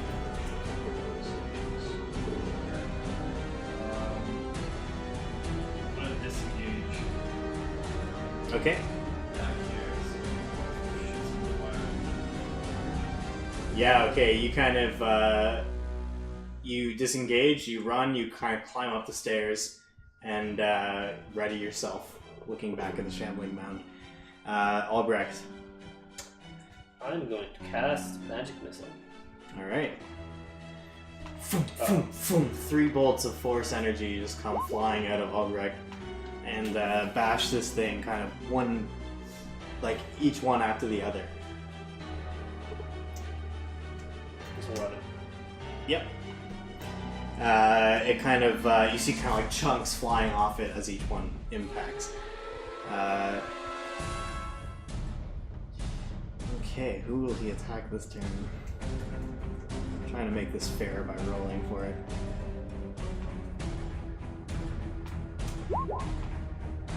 Okay. He kind of pushes a little bit forward, kind of like shoving Gregor and Leaf slightly aside, and heads toward Fraser, and begins swinging his massive arm-like tendrils. 26 to hit, dealing 12 points of bludgeoning damage. But the second one comes around, and you manage to kind of take your glaive and shove it off, and it doesn't hit. Doesn't manage to, well, Bungo. I'm assuming it hasn't been enough to give me an attack opportunity. I'm gonna say it has actually. Take a free attack as it focuses its attention on Fraser, who's brought his conquest back to life. He's not happy about After that. that, did it also move enough for my booming blade? You didn't use Booming Blade last turn. Alright. Oh, I'm sorry. Were you a cleric? So 16 Mr. wants to 16 be to a hit? fighter. Yeah, you hit. I feel like the most. Yeah, you get a really good slash on this thing, and then it comes to your turn as Shall well. just be clerics then, I Alright, guess. I'll move a little bit closer to it. Yeah, you chase it kind of around the altar, and give another swing, I guess. Yeah, you hit. Jump up on the altar like Gimli. Yeah, I like that actually. I'm gonna jump up on the altar Okay. and come down on it. Okay, you I'm gonna say you climb up onto the altar. You have dreams. You have dreams of jumping up on the altar, and as you stare at it, you're like, "That's not gonna happen." You climb up onto the altar, and you bring your axe down, dealing another solid 6 points of slashing damage to it. It's starting to look a little weakened Is now. it too late to use my reaction? Attack. I'll allow it. Cool. I'll allow it because it's a big fight. And Okay. you know, whatever. I will use my Wrath of Storm because I got hit. I'm so weak. Okay. It makes a dexterity save. Makes it. Okay. No. Oh no, it fails it. Fails it? Yeah. Can I maximize? Oh no, I can't. So yeah, 11 damage. Cool. And this is thunder damage, right? Yeah, I choose Thunder. I yell angrily at it. Oh, it's lightning or thunder. Yeah. Okay. So you see another one of those kind of like big thunderclaps just come out of Fraser's mouth as and it kind of like impacts this thing, and you see it like shudder and pieces of it fall off. It's kind of beginning to shrink in size a little bit as you guys keep taking chunks off of it. Fraser, it's legit your turn now. I want to disengage. Okay. You disengage. As I disengage, I want to my snake senses weakness from me and hisses at the thing, and it helps Gregor on his next turn. He has an advantage. I run over here though. Oh, really? Sweet. I run way over here. Okay.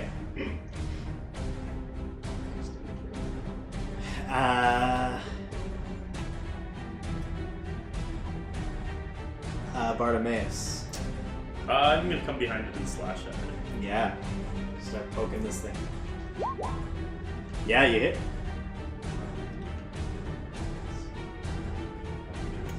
Moving things you can see.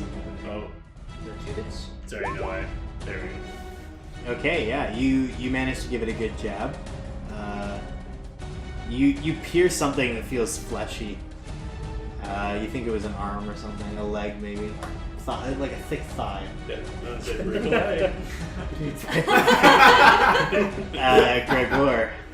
Cool. Alright, I'll draw my short sword in the other hand, and I will attack first with my long sword with advantage, right? Yes. Oh, that is so Am I unfortunate. still, am I still blessed? Yours. Oh, it doesn't matter. 'cause It's I not do it. going to matter.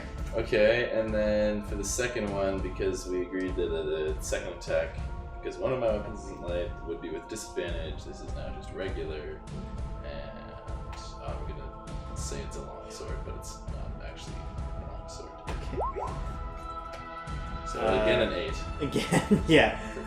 Unfortunately, so you swing kind of wildly at it twice, but it manages to kind of dodge both of your blows as it was kind of facing somewhat in your direction at the time. Leaf. Yeah, let's just jab him again. Signature move. Oh, you got Alright. a really good job with this rapier. Yeah, so you... Wow, okay, so that's 19 piercing damage.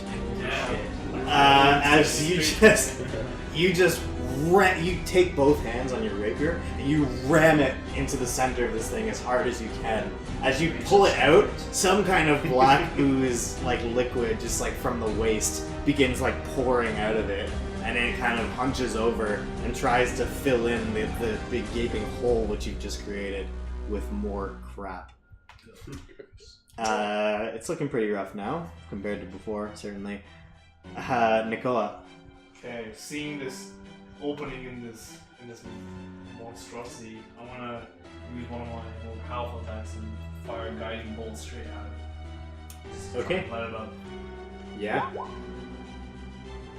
Unfortunately, you shoot this radiant beam of light out of your hands, and it flies towards it, but it doesn't hit. It manages to kind of sidestep the spell. And so nothing happened. Unfortunately, nothing happened. It's the great letdown of D&D. Half of it is just like nothing happened. So like, fuck. You tried to do that. Yeah. You didn't do it. Albrecht. That does a lot of damage. Magic missile. Yeah, that would have done a lot if you hit it. Magic missile, yeah. You bet. Another 11 points, yeah. Boom, boom, boom. Nice. All three of them just kind of like, again, just blasting off. You're seeing like bones and flesh and like trash just like flying off of it as the magic missiles hit it. All right, who is next?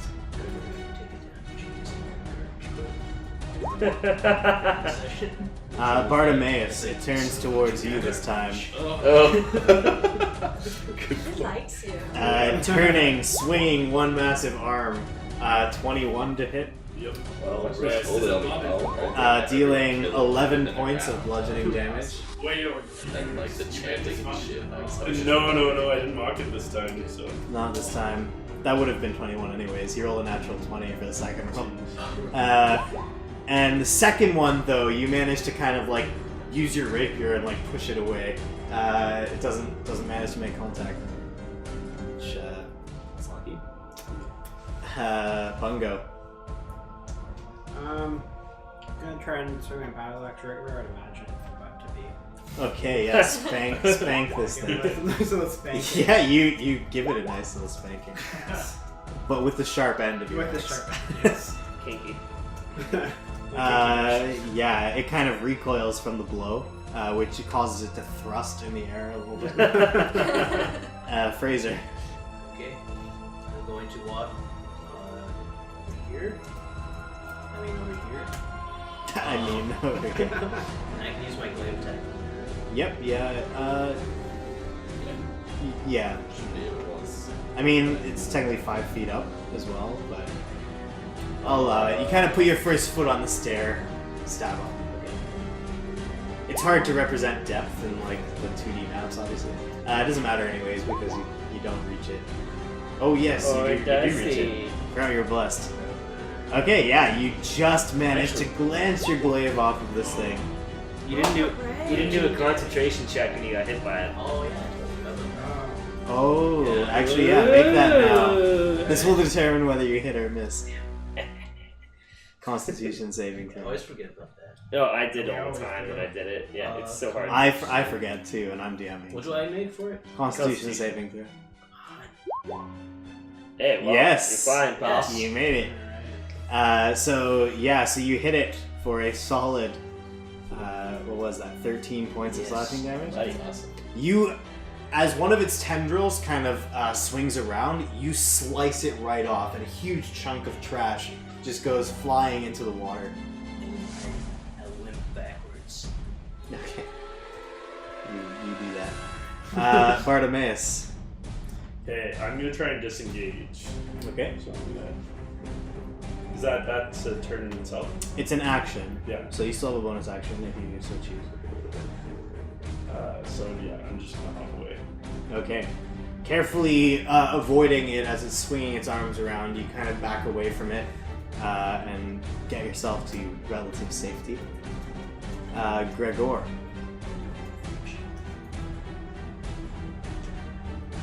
Oh shit.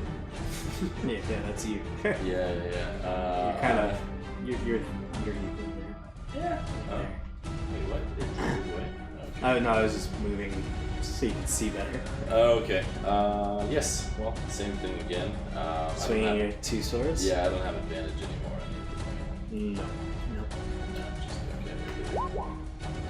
That certainly hits though. Yeah, you bring your longsword in for a good attack, chopping away at some of the fleshier parts of it. It is looking really rough. Pieces are like falling off of their own volition now, and it seems to be just like leaking fluids like all over the place. The water is getting more and more disgusting around it. You gonna take a second swing? What's the 2 mod? That's Probably your proficiency. Yeah. for the Proficiency damage. Proficiency modifier. You don't get proficiency. Oh wait, oh no, you don't. What are you doing? Well, it's because Oh, that's from your raging. But you only get +2 for rage. Is that right? I think that's right. Yeah. I don't know. You should know better. I know I should. Yeah. Okay. Yeah, it's +2. All right. Yeah, second one. Okay, this is disadvantage. 15 to hit. You managed to hit though. Woo! You just kind of barely get it this time, but it is getting really sluggish from all of the parts that you've chopped off it. Okay, so this is 1d6 plus. And it's silvered if that matters. Okay. I mean, you also had bless on all that. Yeah. Yeah. 7 points of Yeah. piercing damage because it's short sword. So yeah, you kind of give it a stab after your slice, and again, it just it's like heaving now, and it's almost like vomiting out of different places in its body. That's really gross. I know, it's just like it's disgusting. It's just so the stench, the stench. You didn't think it could get worse, but like it's gotten worse. Leaf. Okay. I'll stab at it again. Oh! Yeah, you were. Jesus. Yeah. Another natural 20 Stab for the stab so hard. I think this is right. roll for Am I damage. doing this right? Yeah. How do you want to do this? Yay! I don't know! You're so good at No, like, describing jump back up everything. on the chains and come back down again. It's a great idea, but Zach might make you roll an acrobat. Not true. I'm going to okay, so where that hole kind of filled in, Mm-hmm. I'm going to take both hands and stab it again, but I want to do it in like a downward motion, Okay. and it's like stabbing its heart. Okay. Cool. Also, can I like when I bring my rapier out, can there be like a head on it or something? Having still, Yeah. it's like blood and shit all over the Yeah. You kind of just you take the moment where it was kind of distracted because it had attacked Bartimaeus. Bartimaeus runs away, and you see it kind of like tracking the way Bartimaeus is going. You jump up and you just jam your rapier in the place that you had weakened with your last strike, and you just like drive it as far down. It kind of like it begins kind of like falling backwards underneath the pressure of the force. You're just like driving it until you feel the steel of your blade hit the ground beneath it. You pull it back out, and there is a severed head just stuck on your rapier. The remains of the mound just kind of crumble, like they're no longer attached. They all just kind of roll and flop everywhere. Now there's just garbage and body parts all over the dais, and the chanting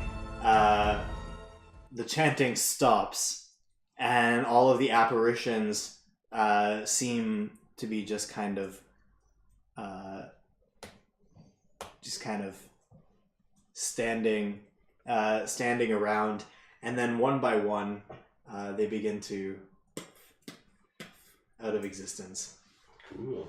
And they are they're gone. It's like a victory pose. Yeah. Let's die. Covered in like garbage and Yeah. guts. Like, ah! Stanking it. So that is where we will end tonight. Alright.